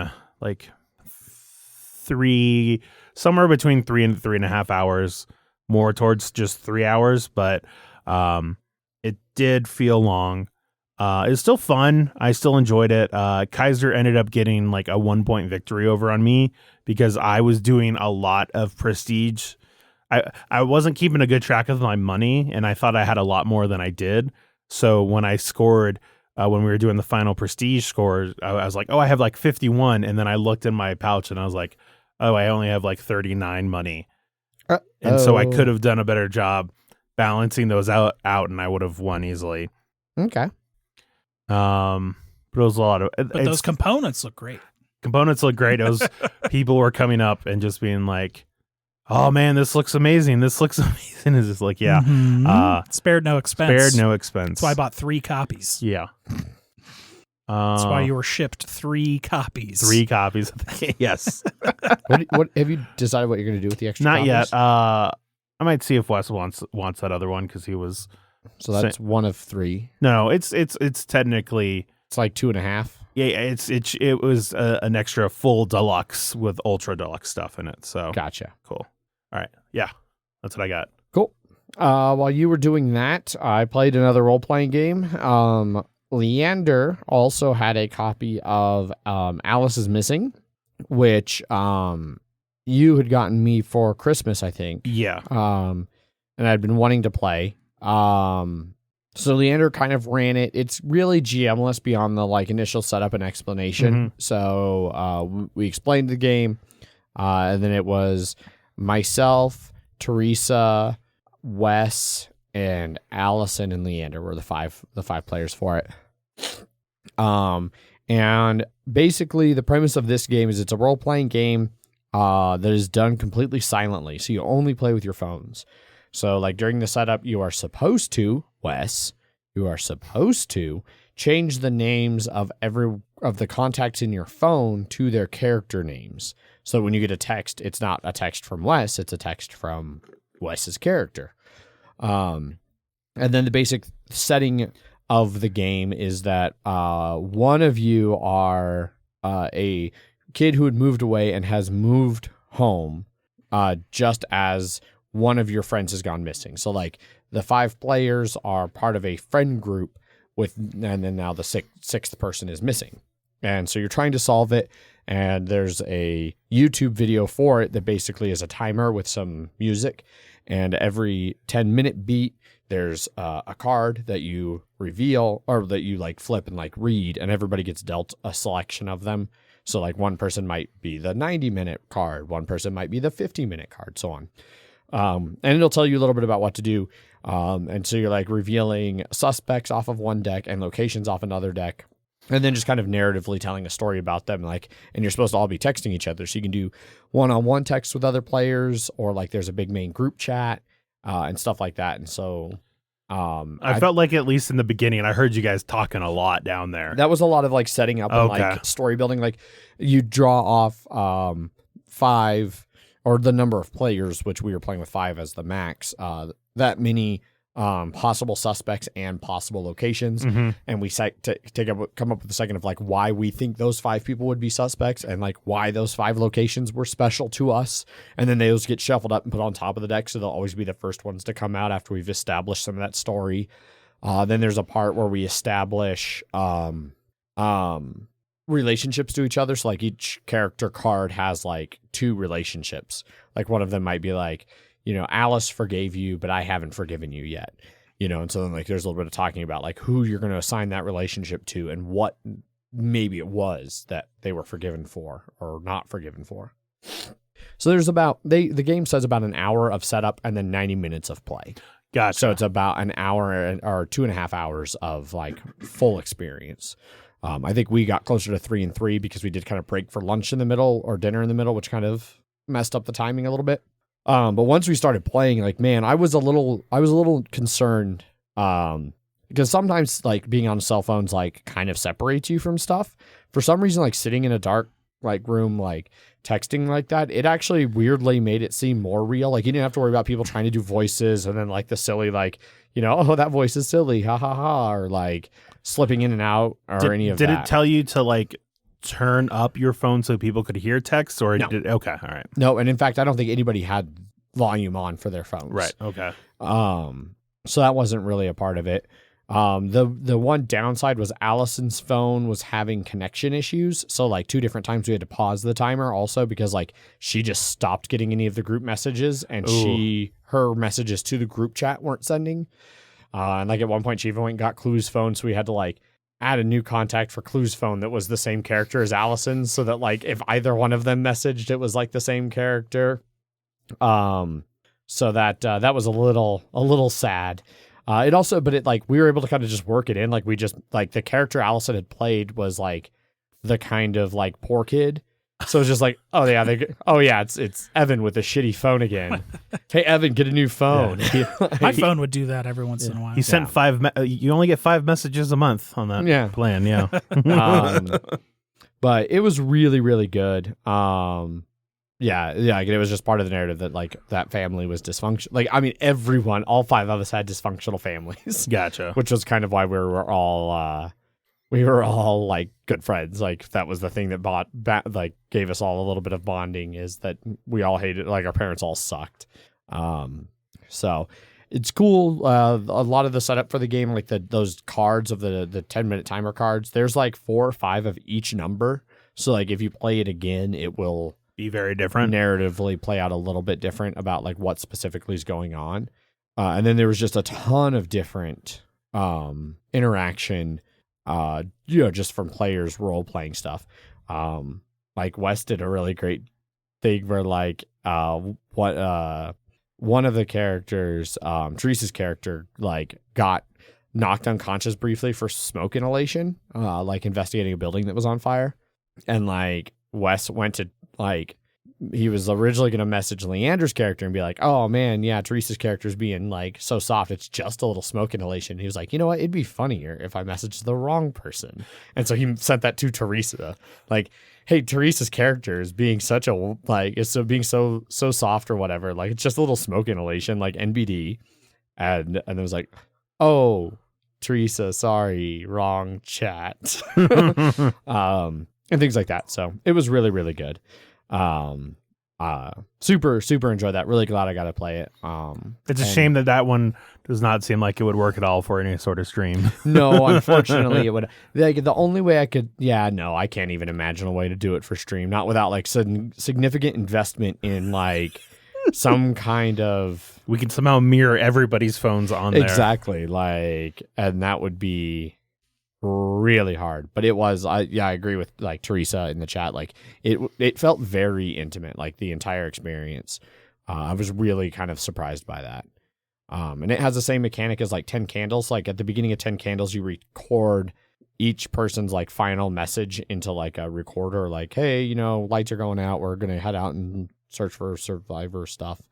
And then at the very end of the game, the GM plays those. Uh-huh. So you do the same thing. Everybody like has a prompt on their card about what voicemail, their last voicemail they left Alice before she went missing is. And like, so everybody did that. And then Leander right at the end, like after we've concluded the story and found or not found Alice, plays those voicemails. And it's another one where it's like, ooh, hits a little. Right. So it was super good. Really enjoyed it. Nice. Alice is missing. Jerf. Dune. Imperium. Rise of Ix. So I've had the expansion forever. I've had the deluxe box forever with the expansion in it, but I've just never taken the time to actually learn the expansion until now. We played a 4-player game of Dune Imperium Rise of Ix, which adds new boards to the top and these little like tech tiles. I believe it was myself, Eric Legal. Yes. I don't know. I'm just Mike confirming Jones that's his name. and Thursby. I think that's who played. That sounds right. Okay. Yeah. That sounds like a group of people I'd play a board game with. Sure does. I had to no. Paul was in there. I think Paul was. Yes, Paul was definitely in there. Also seems like someone you might play a game with. Yeah. So we played with new factions. I played with a shitty faction, and once again, it has like those complicated and not complicated ones. Yeah. Where my faction's like passive ability was at the start of the game, look at 2 intrigue cards, choose one, put the other on top of the deck. That's literally it. That's what? all. Yeah, that was it. You got 1 intrigue card. I got an intrigue card at the beginning of the game. Ooh. But my signet ability was the new trade row thing. So it comes with new discs that go on this trade row that for every time you get that trade symbol, you can move the disc up or you can bring it all the way back down. And there's 3 tiers. And if you're at the 3rd tier and drag it all the way back down, or 2nd tier, you get all rewards from like 3, 2, 1 or 2 and 1 or just 1. And those are like get a tech tile for 2 discount and get 2 troops and get a reputation of your choice and get 5 money, but everyone else gets 1 money, or get like 3 spice or something like that. But that get 5 money is the biggest amount of money you can get at one time from any action in the game anymore. Okay. So there's no more of that. Like you can't sell stuff. You can't trade spice anymore. Right. So it's the Chome track. That's what it was. So that's like the Chome. That's CHOM. CHOEM. Chome. Okay. Chome. It's an acronym for the it's the OPEC of spice. Let's call it. Gotcha. Okay. Yeah. So my faction kind of sucked. Thursby's was pretty good. He was able to during his first action reserve a card for his second action because he was 1 step ahead. Yeah. And then every time he used that action, depending if it had 1 symbol or multiple symbols, he would get a spice or a money. So he basically had to plan out his second move ahead of time, but he just got a free resource every time he did it. So who gives a shit? Like it was way better than my get a free Chome movement. Legal had one that was there was these little spy tokens on the victory point level of every reputation track. And every time he got to that level, he got to cover up going top bottom on his player sheet that would just give him a bunch of abilities for each one that was covered. The first one was some resources, and then there was just a bunch of other like cool bullshit that he could do. Okay. I'm trying to remember what Paul's was, but it didn't matter because Paul had like these.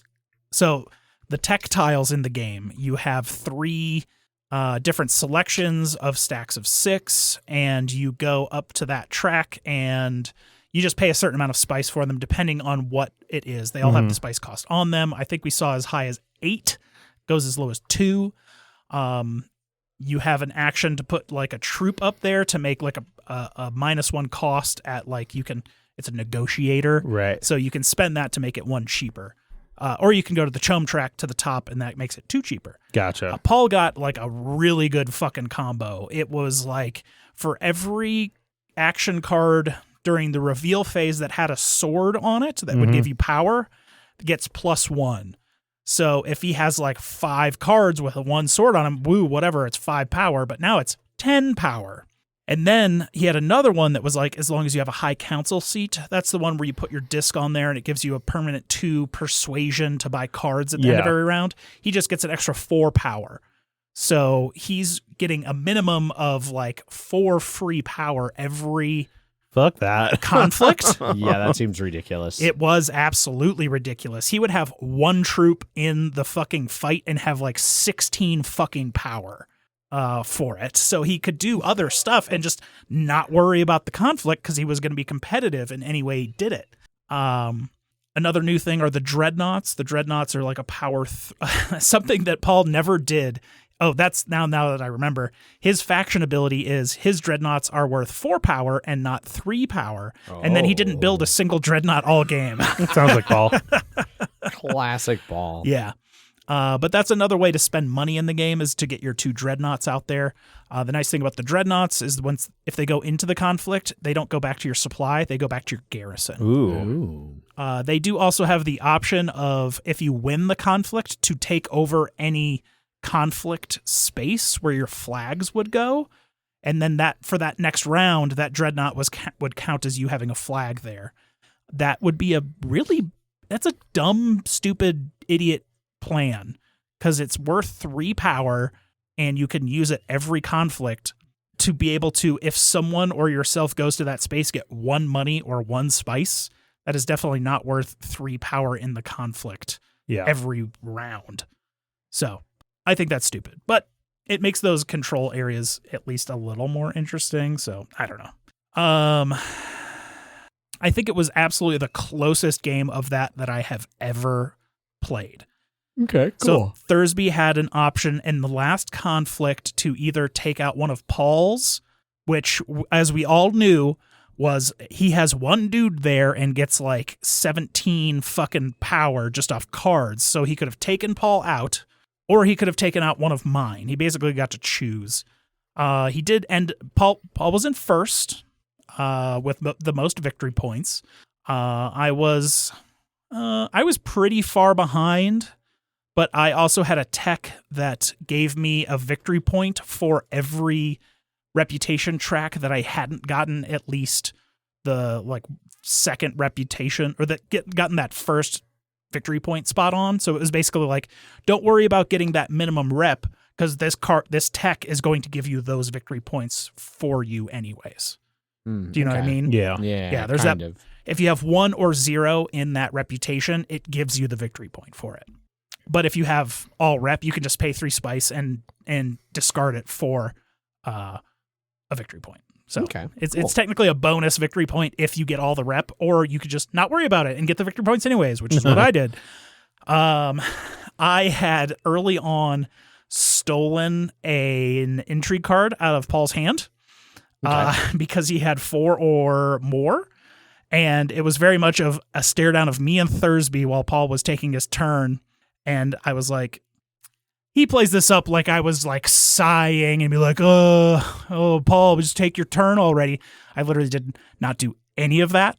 I literally asked, okay, Paul, is your turn done?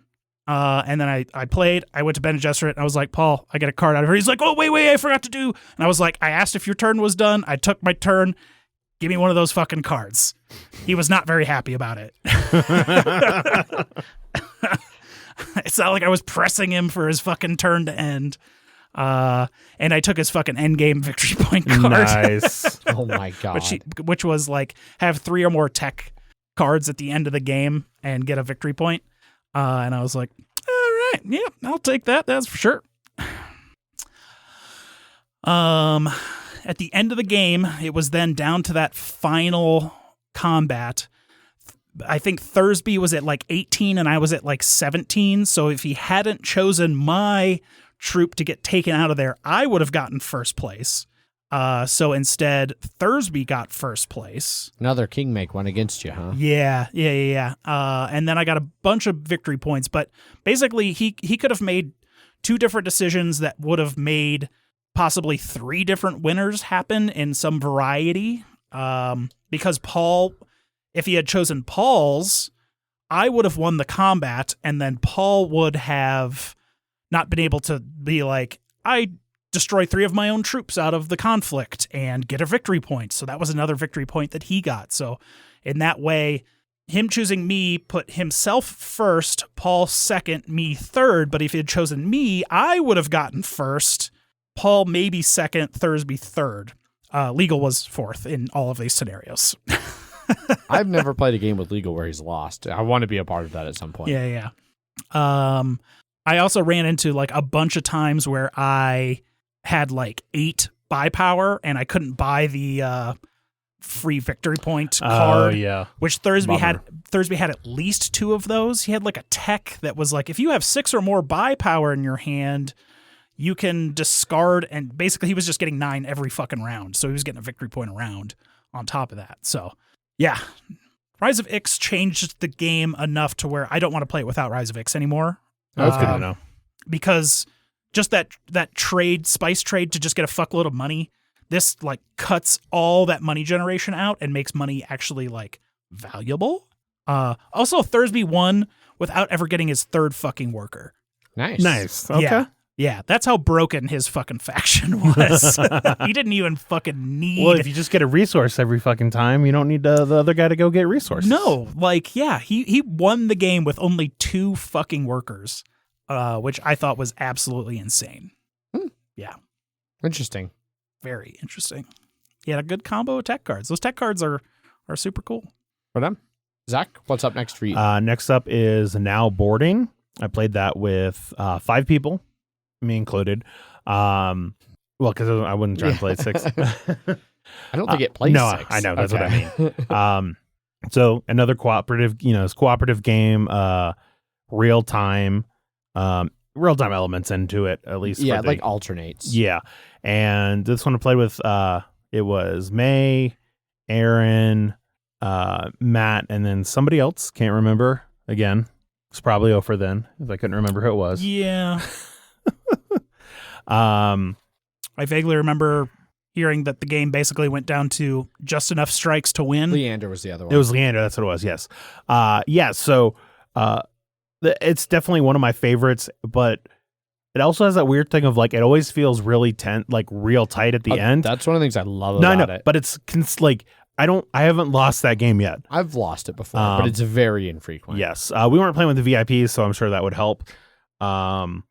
But it was, that one's just a lot of fun, going around trying to math out where everybody's going. Yeah. Nobody went on a round the fucking country trip to go, a state away, right? Those are the best. I know, right? We did have some people that was bringing them, like going up somewhere and then coming back down to bring them to somewhere else, sort of thing. But it was still a lot of fun. And it's one I should probably pick up at some point. Every time I've won, it's like it's one of those games that I don't think about when I don't see it. Yeah, but then when I see it, I'm like, oh yeah. And then every time I've played it, I've enjoyed it. So yeah, the expansion that kind of comes like in the base game for VIPs is really good for adding some depth and shots. Oh, definitely. I think every time I've lost has been playing with VIPs. Oh, sure, because they are some of them especially are brutally hard. Yeah. Like, oh yeah, this person like is a prisoner, so Yep. they only fly by themselves. Yeah. And it's like, oh well, my 4-seat plane is now dedicated to one prisoner. Yeah. Great. One thing that was always funny is consistently seeing people discuss stuff and be like, okay, like I feel like they have a handle of like the current people that are out on the board. And then every time they'd be like, okay, guys, we're adding 4, 5, or 6 new, people each round. And they're just like, oh, God damn it. Yeah. Yeah. Nice. Yeah, I really like now boarding. I was teaching something while you guys were playing it, and so I wasn't able to be as present Yep. for like rules questions as I normally would have liked to. And it was just a couple ones. Like I had a hard time remembering how to get everything set up, and then I remembered at the end it's on that other side of the board. Yeah. So And I think I have like pen drawn in the one that's like a typo. yes, you did. Cool. Yeah, very much a mark out, and then it made it 15 instead of 12. So Yeah. Next up for me, I guess since Ofer was just asking about it, I'll skip to it. We will talk about Werewords. Werewords was my most played game of the con, Oh, mostly definitely. because it's like 4 minutes a game. So Werewords is an app-based werewolf-themed word game. There are physical components. There are There physical. are physical components. I do want to at least color this by saying this was a game that Ofer was shocked at that none of our group had played. I'm honestly surprised that we And hadn't. I like Yeah. thinking about it. I think what it was is that we played a shitload of werewolf in the So beginning much back fucking in the day. werewolf. back in the day, and so we sort of got burned out on it. And then like that's when like One Night Ultimate Werewolf came out, and like I remember a couple people trying it and just it not clicking at all. And then when Werewords came out, I was just like, oh, it's just another like quick werewolf game. So it just completely passed us by. Bob, so many people. So first of all, I do love your first the werewolves, not swearwolves. Yeah. Swearwolves. And second, like so many times this entire con, we started talking about running a game of big game of like actual werewolf. It was like, man, I wish Bob was here. He's always like the best at actually running a big game of werewolf. Yeah. So you are well missed. Up During there. that and during telestrations. Also telestrations. So many people were like, man, telestrations has to have Bob drawing literally what or writing a description of what he literally sees. Yeah. Anyway, so for Werewords, I do agree with your assessment of why it probably didn't penetrate our group, because I definitely did not like the One Night series. And so I could see this one like kind of just glossing over. Well, and I think it's one that doesn't describe very well, and Right. like that makes it was a lot more interesting To play. than it is to be told how to play it. Yeah. So it is basically 20 questions merged a little bit with werewolf. So everybody gets a role just like in normal werewolf. Common like normal roles being like villagers, a werewolf, and like the seer. There are more that you can add in a much larger game. We were reading through some of them. Some of them are really fucking weird. Like And a lot of werewolf like a stuff. lot of can werewolf be Oh, yeah, very, definitely. very weird. But certainly up to like 8 players, it plays pretty standard and nice. And one person is the mayor, and they are going to be running the app. And so the mayor hits play, and the app tells everyone to close their eyes. Mayor opens their eyes and chooses a word. And so there's a selection of words, and it's not like a word. Like I had Wreck-It Ralph at one point. The Donner Party. The Donner Party. Autocorrect. Yeah. So it's like they're words or concepts or somethings. And then it will tell the seer to wake up. The seer gets to see what the word the mayor chose. The werewolves get to wake up. They also get to see the word. And they get to see each other if there's more than one. And then a couple other little roles that may get to do their thing. And then everybody opens their eyes, and it's a game of 20 questions with the mayor answering questions. The mayor has a role, so he could be a werewolf, he could be the seer, he could be a villager. It's hard to say. And has a stack of tokens. And what main tokens are like check mark for like yes, or the other side is an X for no. And so most of your questions you want to ask yes or no questions. Is this larger than a bread box? Is it a person? Is it a place? Is it a thing? 20 question style, just trying to narrow things down. And he's handing out these tokens. One of the ways that the villagers can lose is if the mayor runs out of tokens. So if you ask too many questions and don't get the answer, that is one way that the villagers can lose. Well, it's not so much lose as in, like, that's when the timer ends up and then you don't get the word, but you still have a chance to win if you find a werewolf. But Well, it's like, but that's one of the ways that phase ends. Yes. Is if you run out of tokens. The other way is if you run out of time, and it's just 4 minutes. It's a 4-minute timer to try and bang this out. There are question tokens that are like maybes or I'm not sure's or I don't know's that can go out in place. And then there's 3 big tokens, one for way off, one for so close, and then one for that's the answer.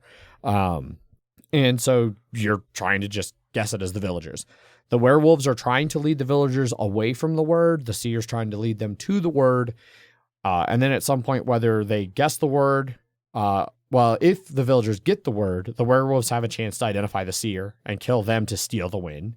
If the villagers don't guess the word, or if they run out of time, or if they run out of tokens, they have a chance to identify at least one werewolf. So you kind of have to play it coy, and that's where like the mayor can be a werewolf, but like the mayor can't like outright lie.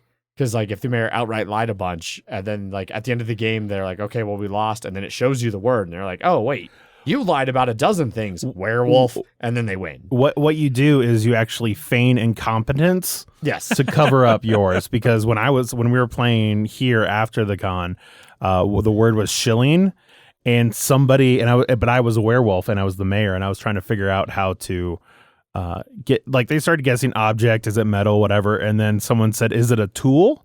And I was like, in my mind, I'm like, I could see someone saying like currency is like a tool to buy something. And so I was just like, question mark on it, and then I knew as soon as I did that, they were never gonna get to money and shilling specifically. And so near the end, I started acting a little bit more and more disheveled, of like me looking like I fucked it all up. And then as soon as it got in, I was just like, guys, I fucked it up big time.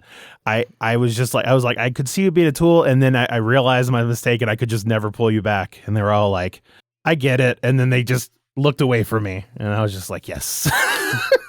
Or me as the seer, where we're trying to figure out what kind of food type we are. I was like, is it dairy?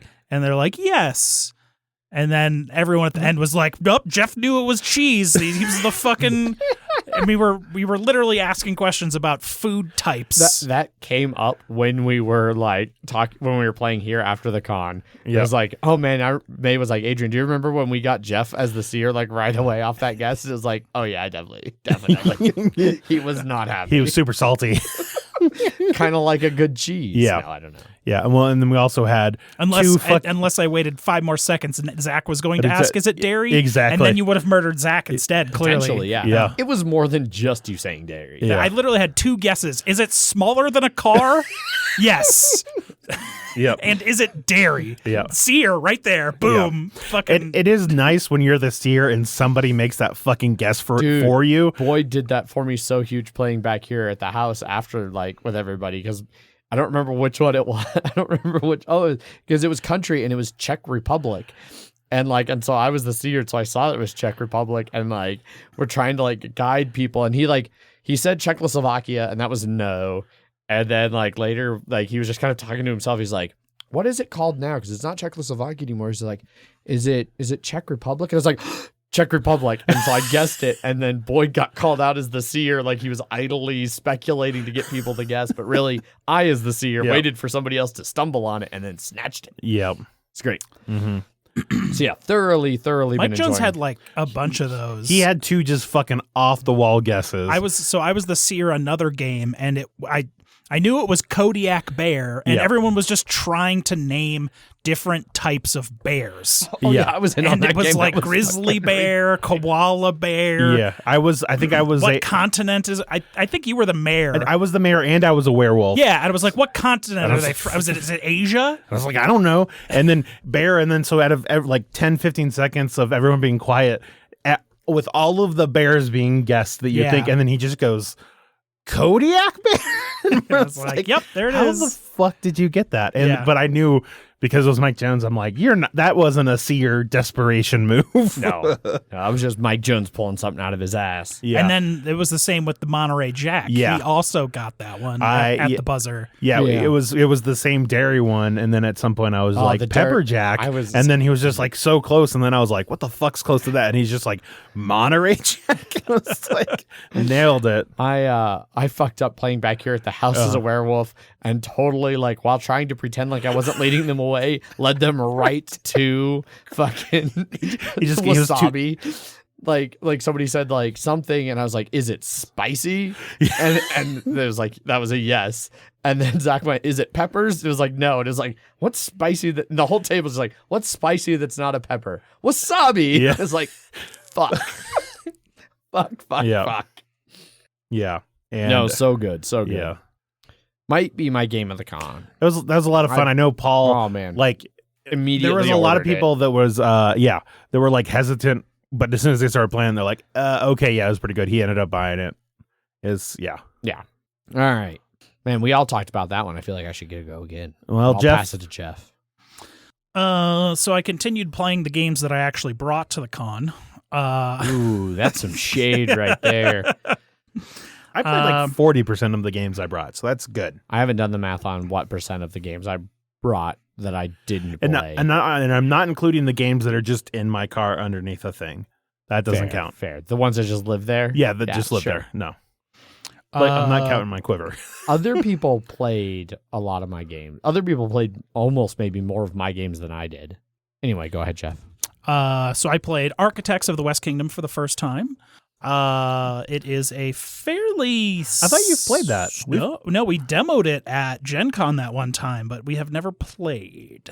Really? I thought we did. I thought we did a stream of it. We did Viscounts. Oh, is that the one with That's the Rondell. Oh, okay. Yeah, so this one is a just sort of like resource getting and then building stuff game with cards. Okay, Okay. then yeah, it was just the demo that I'm remembering. Yeah.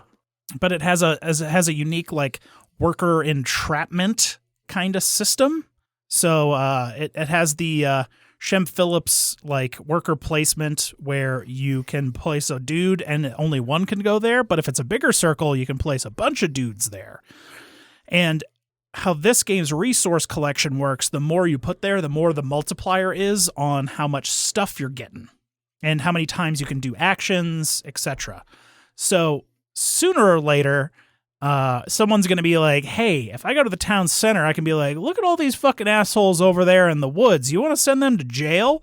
And then they're going to be like, well, how about money? And then they're like, absolutely. So if someone has 6 dudes somewhere with like 3 of yours and you do one action on the town center, you can pay like a money to the tax and then a money to the bank. And you can take all 6 of their dudes and put them on your board. And so now you've captured them. And then later you can use one action to go to the garrison and then put all 6 of those dudes in jail and get a money for each one of them. And then Interesting. and then they have to spend time going to the jail to get their dudes out. It's free to get all your dudes out, but you can also if people aren't putting them in the jail and are just hoarding them on your player board, you can go there and pay and release them from the player board as well. Gotcha. You also use a worker on this top left track. It's also the turn timer. So the more people build, because it's the architects, that makes basically the turns go. So every building is like the turn timer.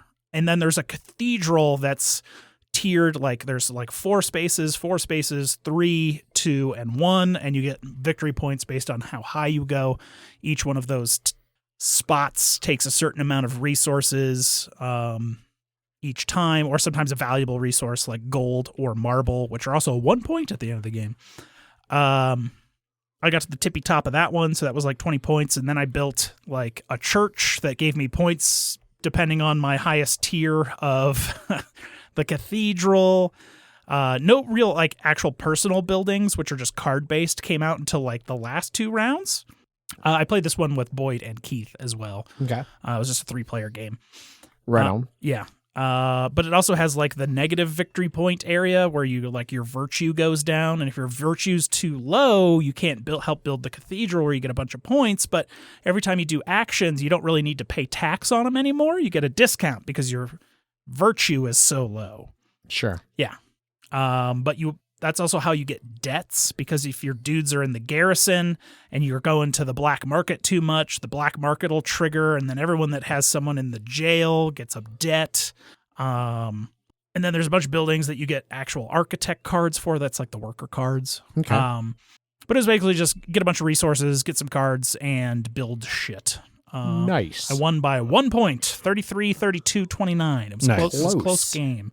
I enjoyed the kind of worker capture thing, but the game's it's snappy. It's just like place,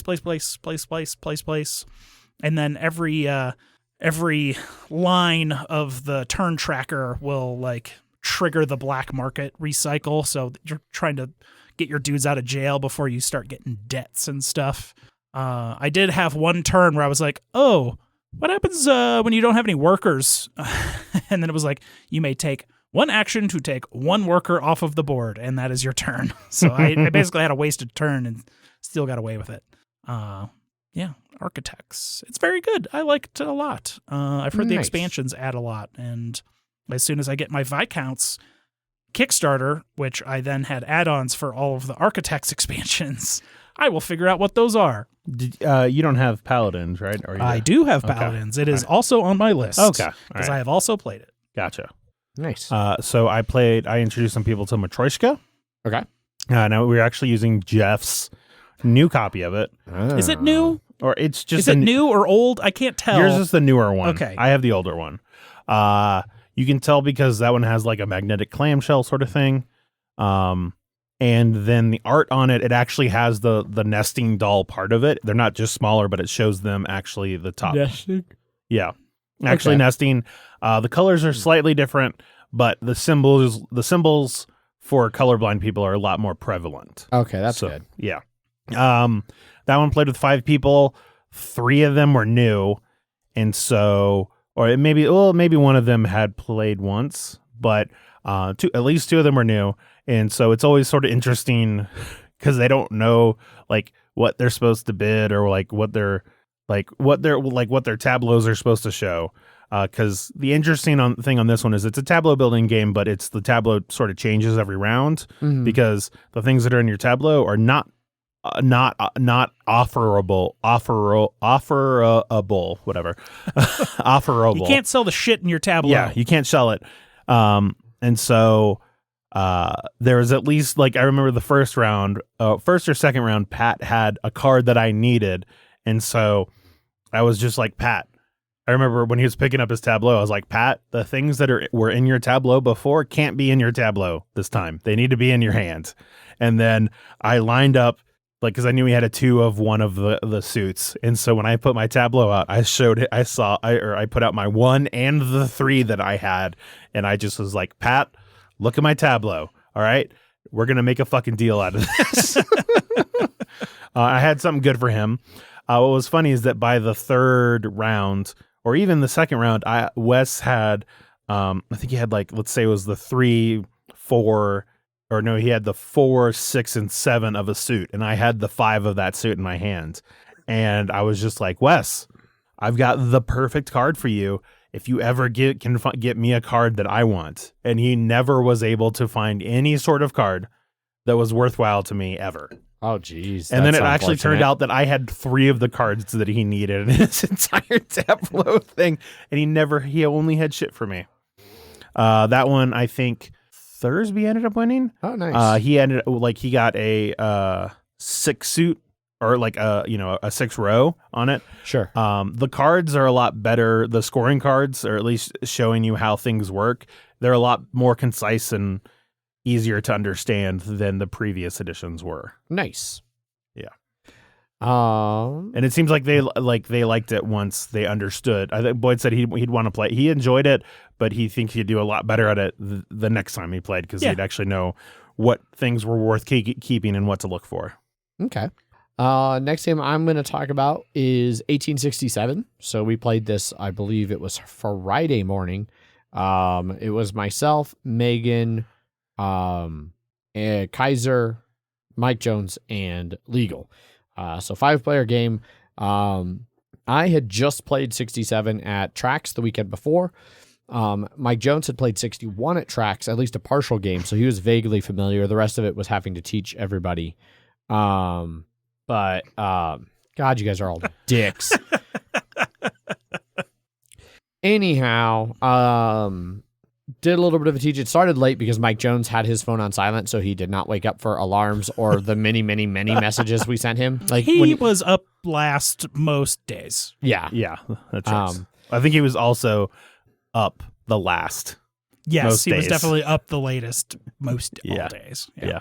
But anyhow, so we played. It went really well. Megan did very good. She barely got third. Kaiser's beat her by like $10 at the end of the game. So she had a pretty good run of things. I felt like I was in a really strong position, and for like my 4th or 5th 18XX in a row, I had the single most valuable. Well, I ended up tied at the very end for most valuable company, but for most of the game, my company was the most valuable, which is actually almost a bad thing in 18XX because then nobody can afford to invest in it. So you don't get any money into it. And there was one point in the game where, I decided on my turn, also being the most valuable, you operate first. And so I operated and I had money to buy a train.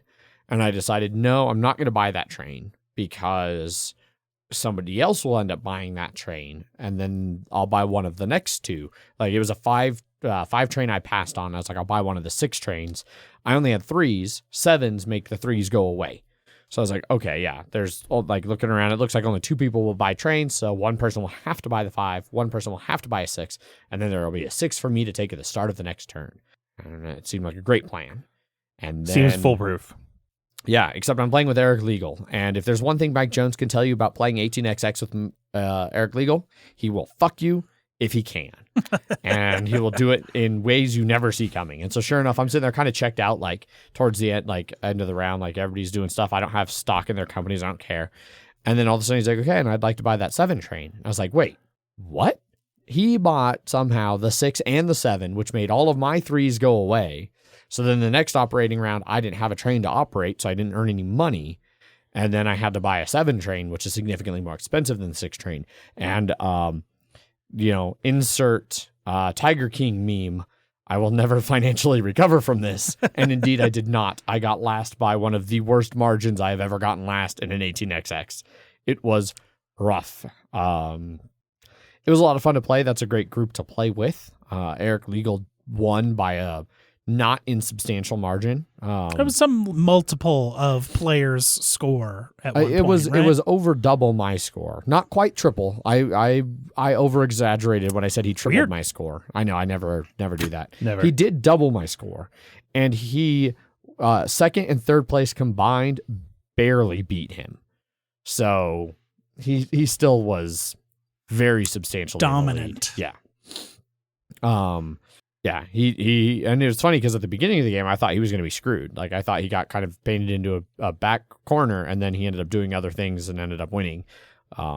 Really, really resourceful, that Eric Legal. I'm not convinced he can lose at 18XX. Also, he ran like at least 16 miles a day while he was up there. Dude, yeah, like we finished playing a like 5 or 6 hour 18XX, and then I went to like the bathroom or something, and then stepped out of the house just in time to see him like on a run, like running off into the It's distance. like, I won 18XX, I must run. Yes. And then trail runs for like 3 hours. Yeah. So that was my 1867. I kept it short, so I didn't bore all of you to death, because And I'm nice rightfully that so. way. Jeff, you're up. Well, how many more games do you guys have? I only feel like talking about one more. I have like 1.5. I got 2. Okay. We're almost to the end. You got 1. I've got 2.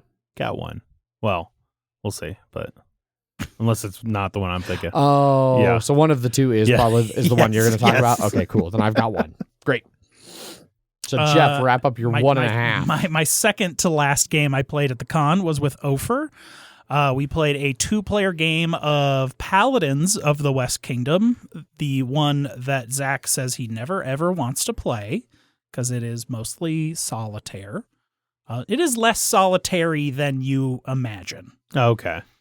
You do have your own tableau in front of you. It has so it's not a deck builder. It has a deck of like 12 cards in there, but it's an action selection.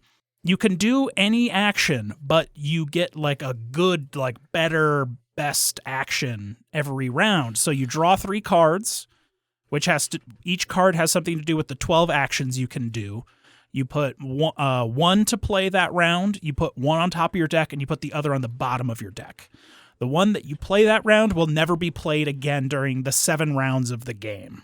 So you'll see all of the cards, but you'll only ever be able to use 7 of those like super actions, I guess.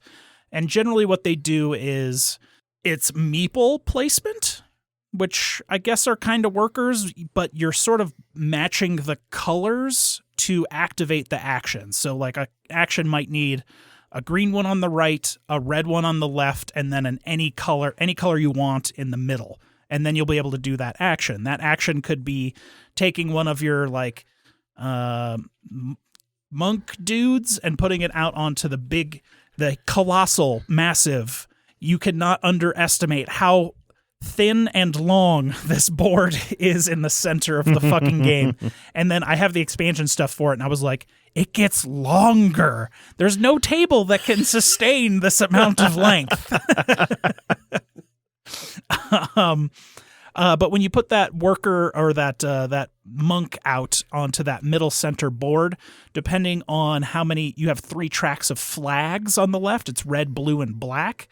And then there is a certain level of whether you're red or black, how far down that center middle aisle you can go. And every time you cover up one of those, it can be like get another meeple of a certain color, get money, pay off a debt, destroy a debt, the usual Shem Phillips of debt and, deeds, etc.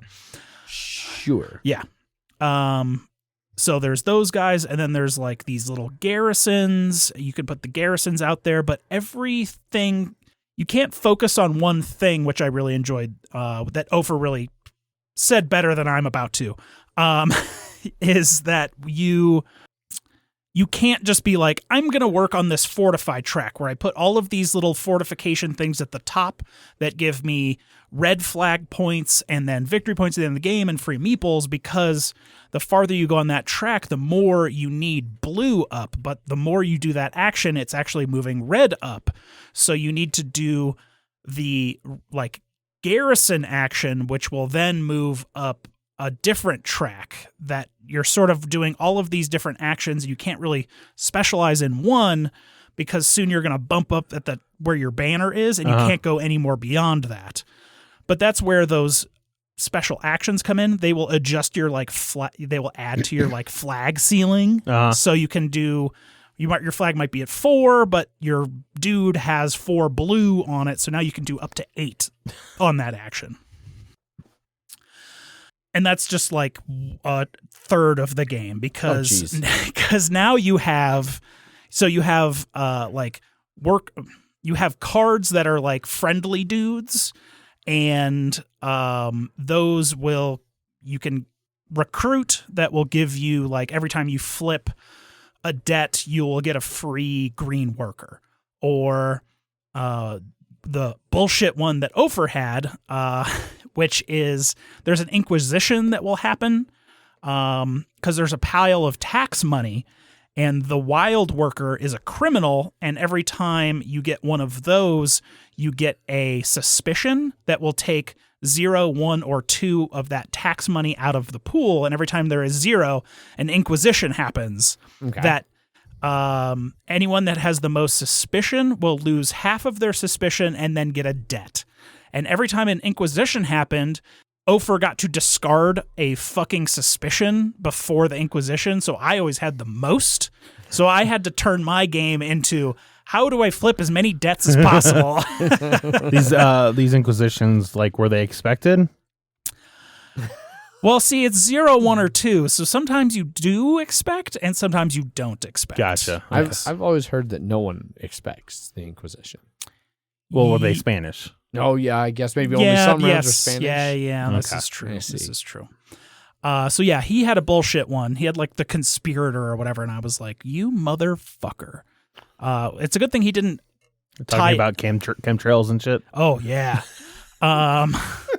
It's a good thing he didn't have the Squire. The Squire is if you have zero suspicion when an Inquisition happens, you just get to move that specific flag color up for free. And that would be ultra powerful with that combo.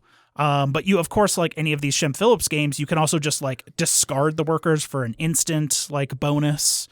And then there's this whole like attack and convert row that are like the other North Sea, South Tigris, and then whatever the East one is going to be. So they're the other 3 games factions or like civilizations that you're trying to attack or convert. If you convert them, they're like end game victory point kind of things. If you attack them, they're like almost like a set collection for end game as well as like instant resources like workers and things like that. Awesome. Yeah, it's a game of a lot of really interesting systems that all combine in very interesting ways that make it so it's not like I went the blue flag way this game. You kind of have to do a little bit of everything. Cool. I ended up converting a person that made all like paid debts like worth even more points at the end of the game. Oh, nice. And I had like 7 fucking debts at the end of it that were all paid. So I won. Nice. Congratulations. Yeah. Sometimes it sounds like sometimes crime does pay. Yes. And after the third round 4, 5, 6, and 7 will flip over communal actions. That's kind of like whoever gets there first gets like a bonus. It's stuff like put a purple worker here and you get 3 white neutral workers out. Or go here and take 2 tax and destroy a suspicion. So those are like very powerful actions that anyone can go to. So there is a little interaction there. Okay. It is not the most interactive game in any way, shape, or form, but it was certainly like placing out those things to block spots that other people may have wanted. So there is a little bit of blocking with that, or just getting that benefit first type. But otherwise, you are generally just kind of like, I've taken my action, take yours. Right on. But it was very good. Cool. I'd say don't play it at more than 2 or 3. Okay. Sounds right. Yeah. How many does it play up to? 4. Okay. Yeah. If you're going to say like 6, I'd be like, what the fuck? No, and off the top of my head, I was like, oh, does it play 6? And it does not. I was just thinking of the other most massive fucking boards that are in that game. Yeah. It would Table probably it could almost go the entire length of this fucking table, but it's only like 4 inches wide. What the fuck? There's a lot of really long boards in that game. Gotcha. Yeah. Zach, what's your next one? Last one I feel like talking about was a game of Terraforming Mars that we played. Yes, we did. It was you, me, Megan, Aaron, and Matt. Yep. You'd asked to 5-player. Yep. We did that in the morning. I think it was Saturday morning. So it was Saturday morning? Because it was the last thing Megan did before she left. That's right, yes. And there was another game of Terraforming Mars next to that being played at the same time. That happened multiple times at the con where 2 of the tables Arc Novas were being played. Dueling Arc Novas, dueling Terraforming Mars, dueling something else I definitely saw. The 3-game Arkham LCG. Oh. Anyway, Terraforming Mars. Yes. That's right. That just reminded me of one other game. But okay, that's fine because this was not the game. I still do legitimately have 2 more. Yeah. That was technically 1 game of LCG. Just past, present, and future. Yeah. Yes. But so in our game of Terraforming Mars, you had it was a new faction for me, a new corporation. Okay. And this one was I forgot to look up if that one was one of the like I feel it's like a promo BGG one. Like fan made ones that they did actual prints for. Might have been. I don't remember ever buying those though. Yeah. Yeah. So this one was you only start with 14 money and you have -1 terraform rating, but every card that you buy into your hand only costs 1 money instead of 3. Oh, wow. I thought it was a 1 discount. I didn't realize it was a 1 cost. So holy shit. Money, yeah. So that even means that like when you're drafting and stuff, you can just buy a card and then just sell it for 1 later. Yeah. And so break even. it would have done a lot better if I had any Prelude cards that gave me a bunch of money. Yeah, so like Aaron had a Prelude card that was just straight like 21 money. Yeah. Like Wow. that would have, you would have been probably almost invincible. Yeah, my first generation, which a lot of people were playing like 2 to 4 cards of like good production things. Mine was like, I play 1 card Yep. and it's sort of shitty. Pass. Hard pass. Yeah. No, by the 3rd generation, it's one that just gets better the longer the game goes because it's just money saving every round, right? Unfortunately, this was one of the fastest games I have played in ages. Yes, it was. Both tables actually finished all of their terraforming by generation 7. Holy shit. Yeah. But I was slowly starting to get more and more cards out, but I had the majority of my cards were like microbe cards and things that didn't really generate points or resources to an extent. So I ended up like near the end, I could tell I wasn't going to win, and I wasn't going to beat Megan, and I wasn't going to beat Adrian, but I could beat Matt. So anytime, like there was a point where I just ended up getting points to Megan just so I wouldn't give him any points. Okay. So, and I ended up beating him by, I got like 51 and I think I got like 49. So he was like right near there. And then Adrian and Megan were about 10, 15 points ahead of me. Yeah. Megan and I were very close. She sniped me. She was 2 turns ahead of me in turn order. And so she got a award that I was going to get on my turn. And then she won by 5 points. So it would have been she would have lost by 5 points if I had gotten it. I had also gotten the last award. And Matt was going to get the 5 of it because we were playing on the other side of Mars. And so we were playing the Hellas map specifically. Yeah. And he was going to get 5 events played because he had 4 events played. And so he's going to play 1 more event and then get the played 5 events, 5 events played 1. But I had 4, basically I had 4 germ tags. And so I was able to purchase it before him, and and I also beat, like I said, I only beat him by a couple points too. So that was a big swing too. Yeah. Matt and I were the only 2 who didn't get an award. Aaron, I think, got the first. Yeah, Aaron got the first one because she had one of the heat corpse, and she was able to claim it like round 2. Yeah. Wow. Yeah. So fucking fast. The entire game moved really quickly. It did. I was really happy with that. We were kind of vaguely the other table was 4 players, and they were playing on the same map with the same expansions. So there was a unofficial rivalry going on there. But only a 4-player game. Only a 4-player game, yeah. I do find it sort of funny that like it has made it part of the game to make sure that I just never get pets. Or at least when someone gets pets, they always point out to me that they have pets Hey, and Zach, I don't. I got pets. Yeah. Yeah. Megan got pets and got like fucking 7 points off of it. Yeah. She got it fairly early. It was very lucrative. Yep. But I enjoyed my faction. So much fun. Which one were you playing with? I was. You know what's funny is I actually I don't had remember. one of the other corporations that I had was the one where you get a shitload of money, but then it costs like 5 credits. Yeah, so I had both sides of them, and I was like, that one could be good, but this one I wanted to see how this one would work out. And like I said, I think with other cards it would work out better. I think it was my corp was one where anytime I can't remember if it was a corp or prelude card, but anytime I played an earth tag, I got to draw a card. Yes, which was nice early because I got dealt a shit ton in my first starting 10, and I kept like 7.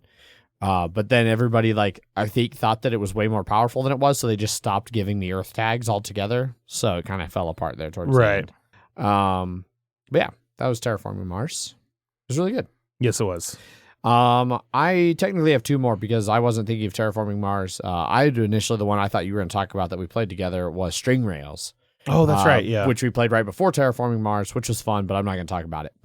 I played Root. So I taught Root to Allison and Clue and Andrew Kaiser, who had shockingly never played. Andrew had never played. And then Ofer joined in right there at the end. Or right there, right at the end of the teach, jumped in. So we played a 5-player game of Root. It was a really good game.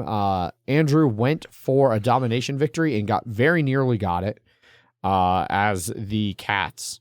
Ofer was the Otters, and the only reason Andrew didn't get it is because we were all able to recruit his massive otter horde in one of the clearings where Andrew needed to rule for the domination, and so we were able to just repeatedly use that huge otter horde to decimate and destroy Andrew's cat, conflagration or whatever. I saw at one point that because you were playing the Woodland Alliance. I was Woodland Alliance, which I still do not understand how anytime I play somebody who's Woodland Alliance, they seem to wreck face and nuke villages and just do all kinds of crazy shit. No, no one ever moved into my spaces. I never got supporters.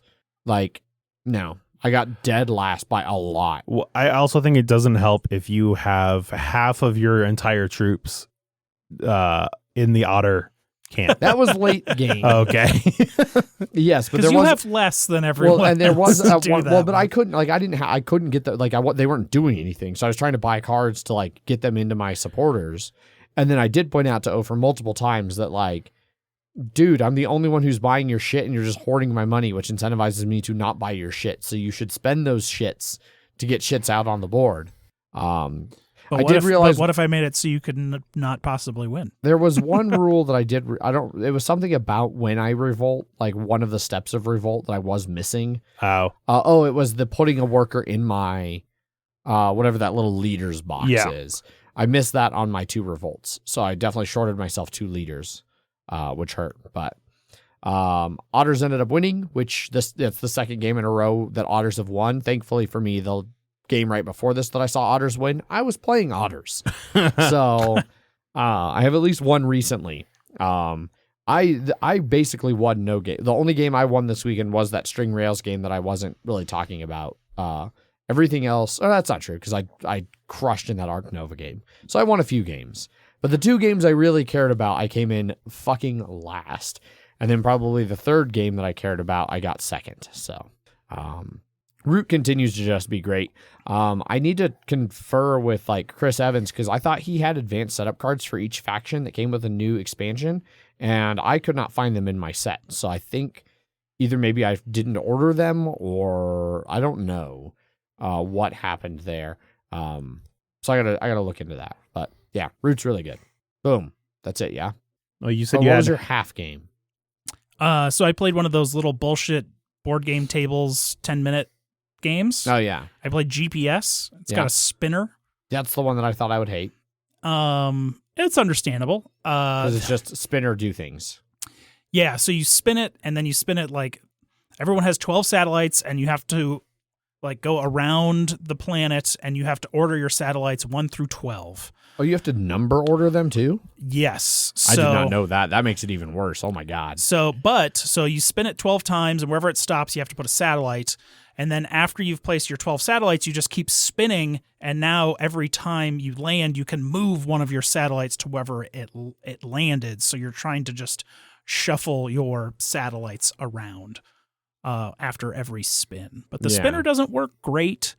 It every time you try and spin it, it shifts just like a quarter inch. Shifts, yeah, and then knocks stuff around. Even though it has one of those little 3M little rubber pads on the bottom that it came with, it doesn't really work very well. At least on the surface we were playing.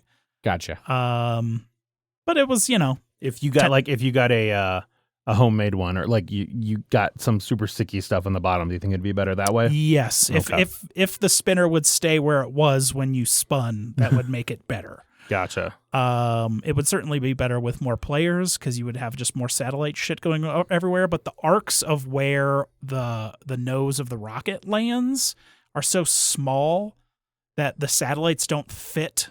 If you end up with 3 next to each other, they don't fit next to each other. Oh. Because the spaces are so small and they don't actually fit the pieces. Gotcha. Bummer. Should have made it just a little bit bigger. Yeah, the space is wider, but I could see how you need a lot of spaces for 12 different satellites to go in there and be able to number them all 1 through 12. And the reason, of course, you cannot place them out literally 1 through 12 is because they're all face down and you only have 3 that are available to you. And then you flip another one after you place one. So it's kind of like random. Yeah. The numbers you're putting out. Famously, that's how people launch GPS satellites. They just shoot them into space in a random order and then hope they can rearrange them later. I mean, it makes sense to me. Yeah. The art is good because like it's actually double-sided. The main side is from the North Pole and the other side is from the South Pole. So it looks neat. It looks neat. Cool. Just It's a 10-minute bullshit. Gotcha. Emphasis on bullshit. okay. So I got 2 more just real quick. Okay. One is Ofer beat me in that one, by the way. yes. One is that Jeff and I both played Tyrants of the Underdark. Oh, that's right. So that is a deck builder. Leander was like craving a deck building game, and so we're like, and it was D&D themed. And it was D&D themed. So like, hey, let's try this one because it's deck building and area control. Ofer joined us for that as well. Yes, He did a good job of like swooping in right at the tail end of games. Being like, yeah. man. That one was fun. We had played it at Gen Con, so Yes. it was not the first time we played Wasn't it. the first time we played it. It was the first time we played your copy, though. Yes. We used one of the starter decks and then Dragons. and then we included demons, which Yep. are all about like putting shitty cards in your deck. And boy, did we put a lot of fucking bad cards in our deck. Insane Outcasts, I believe that's what That they is were. correct. Yeah. And Don't then do that.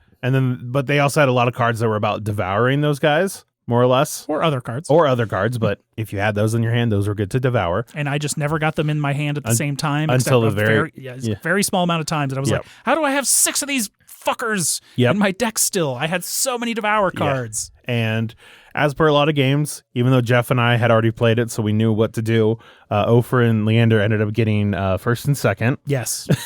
Was I third or fourth? Yeah, you were third. I was Okay. last. Okay. Yeah. Okay. No, a lot of You the got out to an early lead, and everyone's like, Zach's not Yeah. going to have anything anymore. Yeah. Well, it also didn't help that there were multiple times that I was like, I think we do it this way. And then someone would do that. And then as soon as I thought about it, I was like, let me double check. I was actually wrong over the things that you should have gotten to be able to buy better cards. You should have been able to get, but I didn't. So,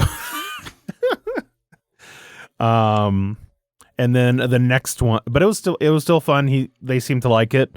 The next one was Arkham Horror 3rd edition.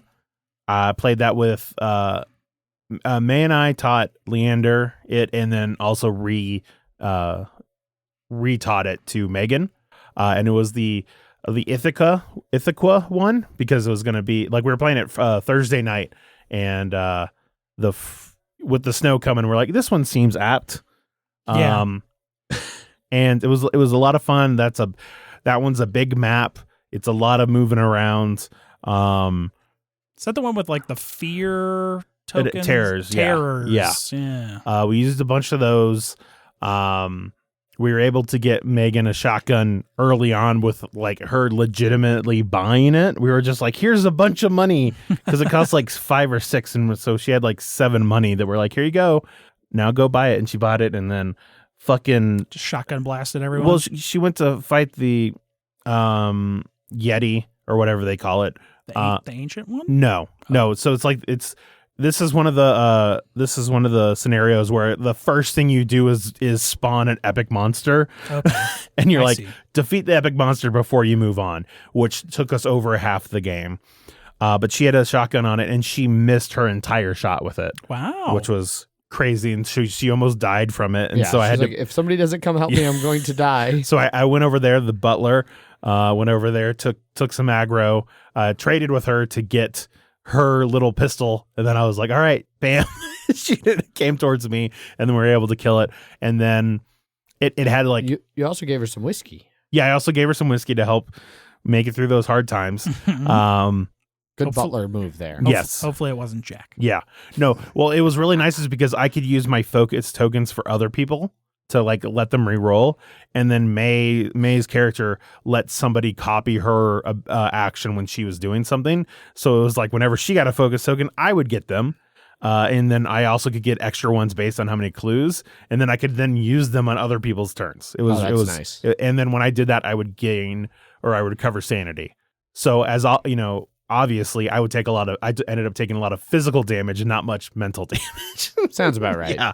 But once we got through that part, then it was like it gave us like 3 objectives, and then it was you have to do one, and then you have to do at least, or no, it was from 3 objectives. We chose 2 randomly, and so we tried to do one, or we completed one, but it helped you if you were partially doing the other ones too. So we did that, and then it was like you could just crush the heart or just send it to banish it to another dimension. We felt like that one was the better version, so we ended up doing that, and we ended up winning. It was once we defeated the Yeti, then it all sort of fell into place. But it was until that point he would just continuously spread terror into the neighborhood he was at, and it was really annoying. Right on. But it was a lot of fun, and Leander fucking loved it. So I'm sure, I hope that he plays it a lot more because it's a lot of fun. Awesome. I've seen that episode of Love, Death, and Robots. Which one? There's a very Lovecraft episode. Oh, in the new one. In the new one. I still need to watch those. Oh, so I think my problem with Love, Death, Robots as we move into banter, having now watched all of episode 3 or volume Season 3, season 3, whatever they call it. Season 1 I felt like is the strongest, and then I realized it's probably because there were 16 episodes in season 1, volume 1, whatever, and there have been like it was 17 8? now, 8 yeah, and it was 9. 8 and 9, yeah. So like it probably just feels that way. Like if I went through 2 and 3, I could probably pick roughly the same number of good ones. Like the balance feels about there. I think 3 is definitely better than 2 overall. It had some great ones like the vague Cthulhu episode. I need to catch up on those. Or at least great old one. Very Lovecraft. Very Lovecraftian. Yeah. Nice. It had some really good ones though. Whereas I feel like season 2 didn't as much. Season 2 had a couple that I really loved. One though, there's like, I don't know, half dozen out of one that it's like, yeah, I'd watch these all day. I'd watch full length movies of these. But yeah, so banter, more Cabin Con banter than that. That just was a nice segue that Zach brought up or Jeff brought up. I don't know. Cabin Con was great overall. It was nice getting to see a bunch of people. I got to meet Ofer in person for the first time. I had not previously met him. He was nice. It's different. As was Teresa and Aaron, the other people that I met for the first time. Pat and I still have not played a game together, despite spending 5 days like hanging out in the same house even. Have still managed to not play a game with Pat, but did get to play games with Ofer and Teresa both. So that was nice. Got to play games with Aaron and Matt, which was nice. And I think I played a game with Boyd, maybe. I definitely played some Werewords with him here at the house. Yes. And we played more like after the con, like Zach was driving a bunch of them. And so they came and met here, and Leander came and met here. And then Leander drove them all to the airport afterwards. So we played some games. Unfortunately, it didn't end well for Leander. No. Apparently, if you're renting from budget and flying out of Denver, you need to get to the airport an extra hour early so that you can wait for forever for budget's bus. Apparently, yeah. I did not factor that into my calculation of telling them when to leave, and so I feel partially responsible for Leander missing his flight. Yeah. I spent a good chunk of time in a hot tub one of the evenings. Yep. Left all your fucking empties out there. Well, the plan was to clean them up after we put the lid back on, and then I suffered a massive injury and never went. Colossal damage. Forgot back for them. Massive Thought about damage. them. Yeah, massive damage. Yeah, so we hung out in the hot tub. Me and Megan and Clue was in there for a while. Teresa came and joined us for a bit. There were a lot of people before you guys went in there too. Yeah, so. barely. They weren't in there long. Well, we were in there for like an hour, and then because I heard people were heading that way, and then I think I was finishing. I don't know what I was doing. I was in there for long enough that when I got out, I was like, oh God, I feel dehydrated. I had no problems. Yeah. I spent a lot of time in hot tubs during the winter, so I was ready. My body was acclimated to hot tub. Yeah. And it was snowing, and that's for me, perfect hot tub weather. I always want to be in a hot tub when it snows. Mm-hmm. But yeah, we sat in there for a while. Teresa came and brought us chanko nabe. We didn't leave. We were like, oh man, they're serving chanko nabe, but this hot tub's pretty great. And then she brought us chanko nabe, which was awesome. And then when we went to put everything, I don't know how you guys, when you opened that, what you did with the lid. It's because it folds and then it was like just pushed off. Yeah. Which like it got wedged and like partially frozen with the snow, and so like it was a pain to get off, and it ended up just falling behind the hot tub on that hill, which is where I went around to like push it back up on the hot tub. Slipped in the like I don't know 6 to 12 inches of snow that was back there on those rocks, and then like ran back around to jump back in, and then was like my foot feels weird. Looked down and went, I cannot get back in the hot tub. Yeah. And then had to like work my way upstairs, and then like Megan got to do I've been drunkenly hot tubbing for like 3 to 4 hours, and now I have to do first aid on a foot. It's not the first time this has happened with her. It is the first time it's happened where it was my fault. Luckily it ended up not being that bad. It looked bad at first. Certainly bleeding. It was a lot of surface stuff. Yeah, my big toe had a small wound, and then my middle toe, my long middle toe, I lost basically the entire top layer of skin on the inside of it, which is thankfully now, that was Friday night. It has now going into Tuesday. I wasn't limping at work today because my big toe rubbing into the open wound has been causing me a not insignificant amount of pain Sunday and Monday, where I had to actually wear shoes again. I did not wear shoes from when it happened Saturday night until we were leaving on Sunday. So, that's my main highlights. Pizza was okay at the other place. Hernando's. I don't think I'd take time to leave the con to do Hernando's again personally. I'd rather just play games. The pizza wasn't that good. It's more that it's just an entire group activity. So I'd rather just organize a big group meal. Which we did. Which we also did. Like 3 or 4 other times. Well, no.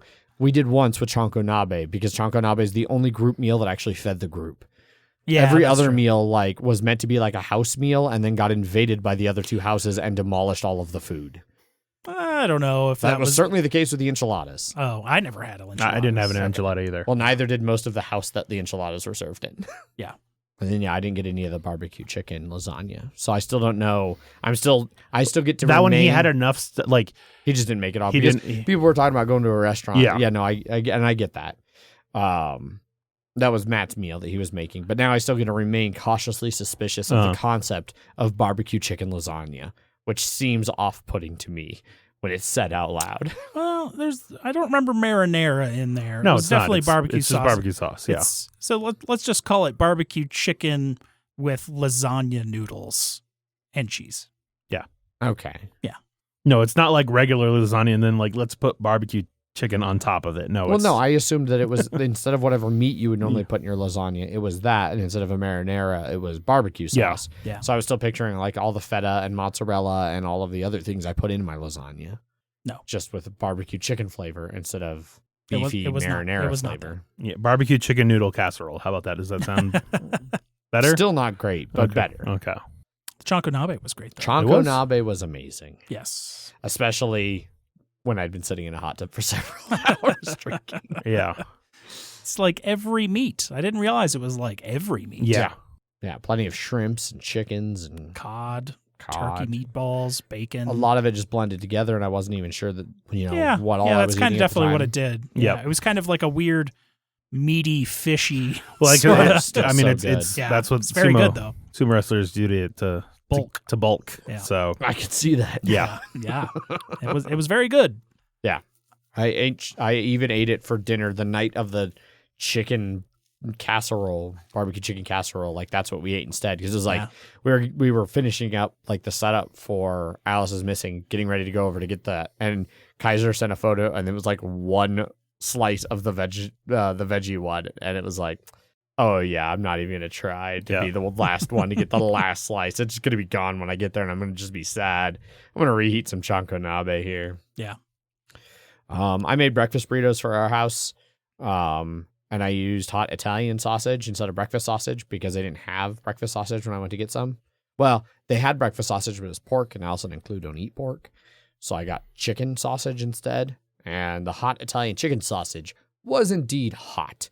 And so the breakfast burritos were spicy. I'll make sure you get one next time for anyone who didn't get one, because I live off breakfast burritos. I probably eat on average 5 a week. It's my breakfast most mornings. You guys can jump in with other banter things you might have. Yesterday I watched Top Gun. I thought we were talking Cabin Con. I know banter, it's how bad was it? no the first one. Oh, how bad was it? It didn't hold up super well. Yeah, exactly. No, I've only heard great things about the new one, so that's why I wanted to rewatch this one. There was definitely some good parts in it, but like one, it's like, oh man, there's a lot of romance in this too. That is like 80s romance. Oh yeah. I'm gonna carry you out of this bar. Yep. And then I didn't want anybody else to see that I've fallen for you. Sort of shit. Yes. And I'm really glad that Tom Cruise has now at that point of his life where he's just like, I want to do all of the shit that my character is doing, and I want people to see that I'm the one that's doing it. Because man, there's so many of these plane shots. You're just like, that's just like.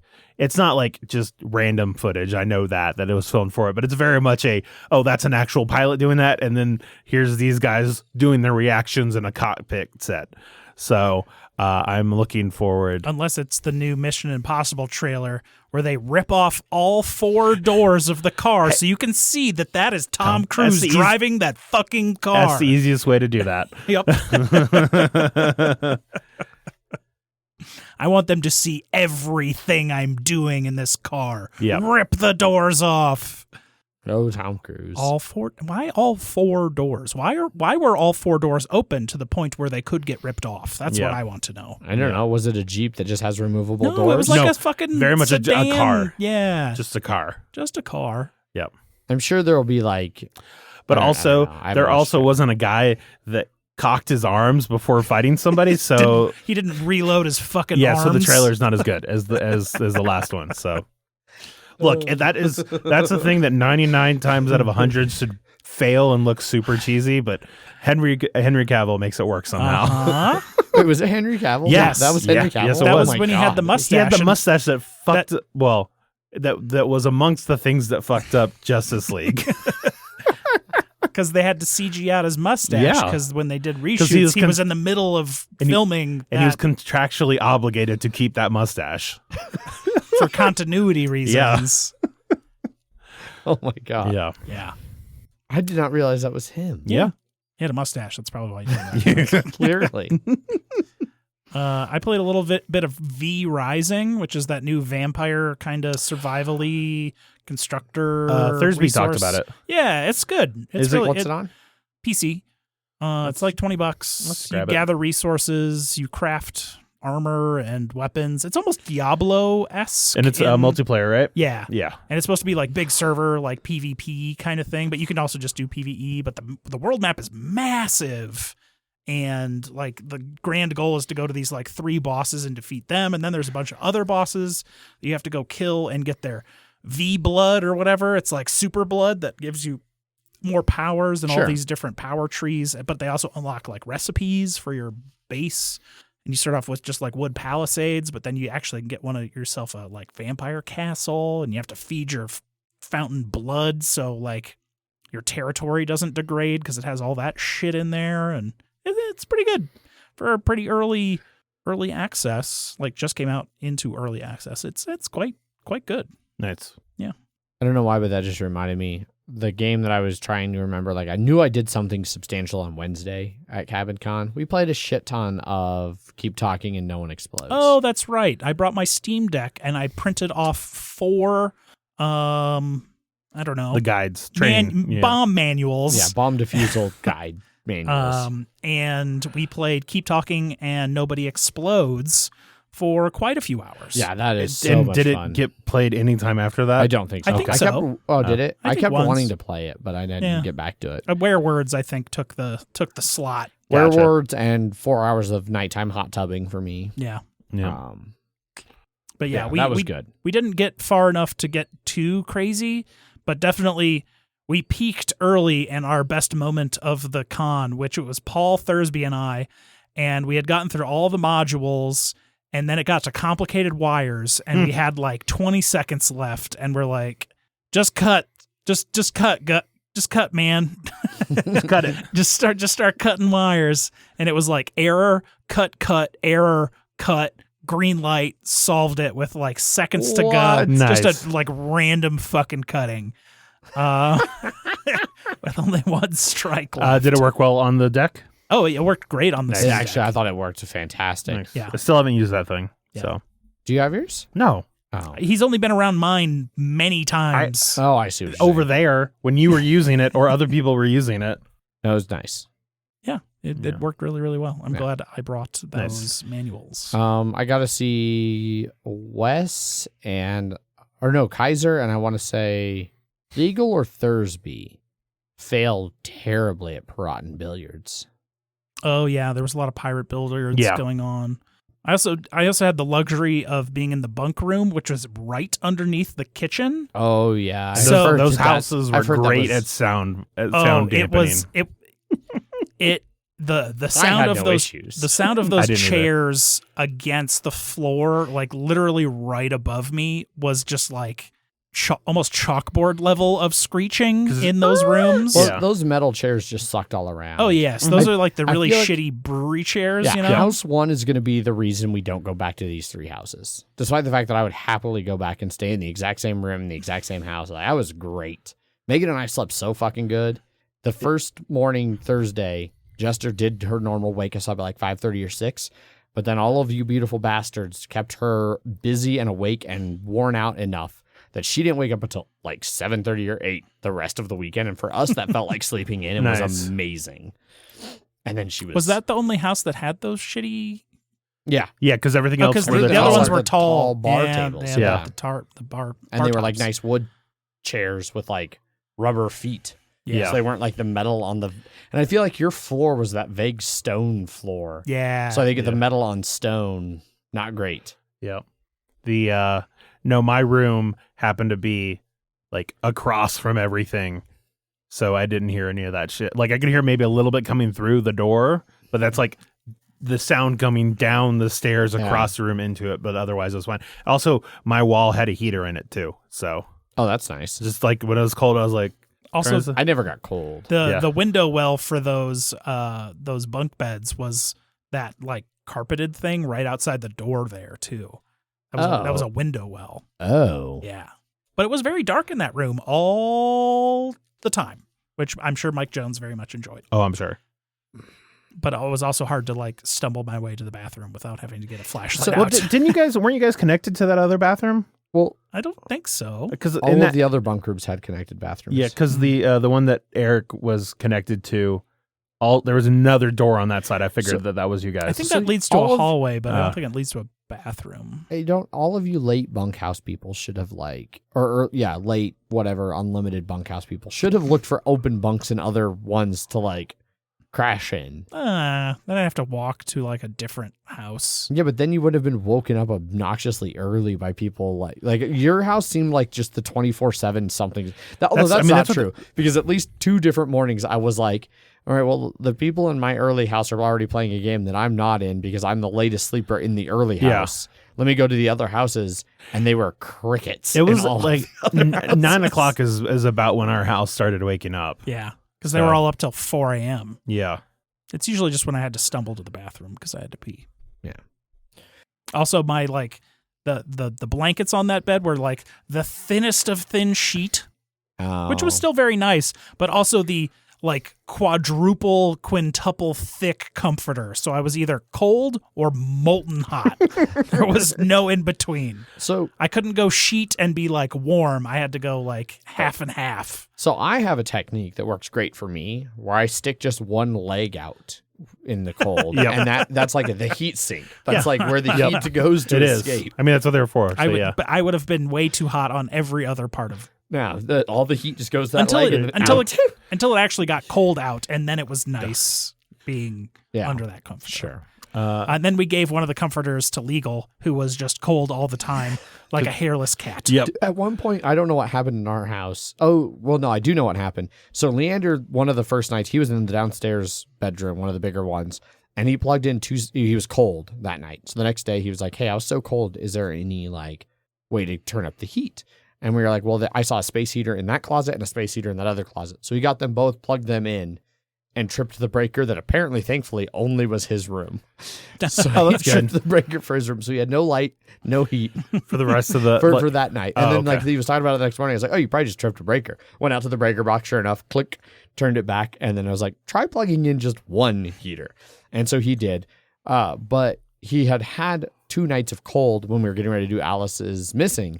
And we were wanting to play downstairs. Or I'd suggested playing downstairs to be away from all the other noise. He's like, no, it's too cold. And I was like, well, let's plug in the space heaters like down there. That's on clearly a different circuit. So we can probably plug them both in and we could turn the heat up in the house a little bit. So we'd done that and then turned the heat up. And Eric came over at one point and he was like, oh, this house is amazing. It's like, I do remember a much warmer house. I will It say was only brief. I did not want to do that. Turn the heater up to 75. I did not want to do.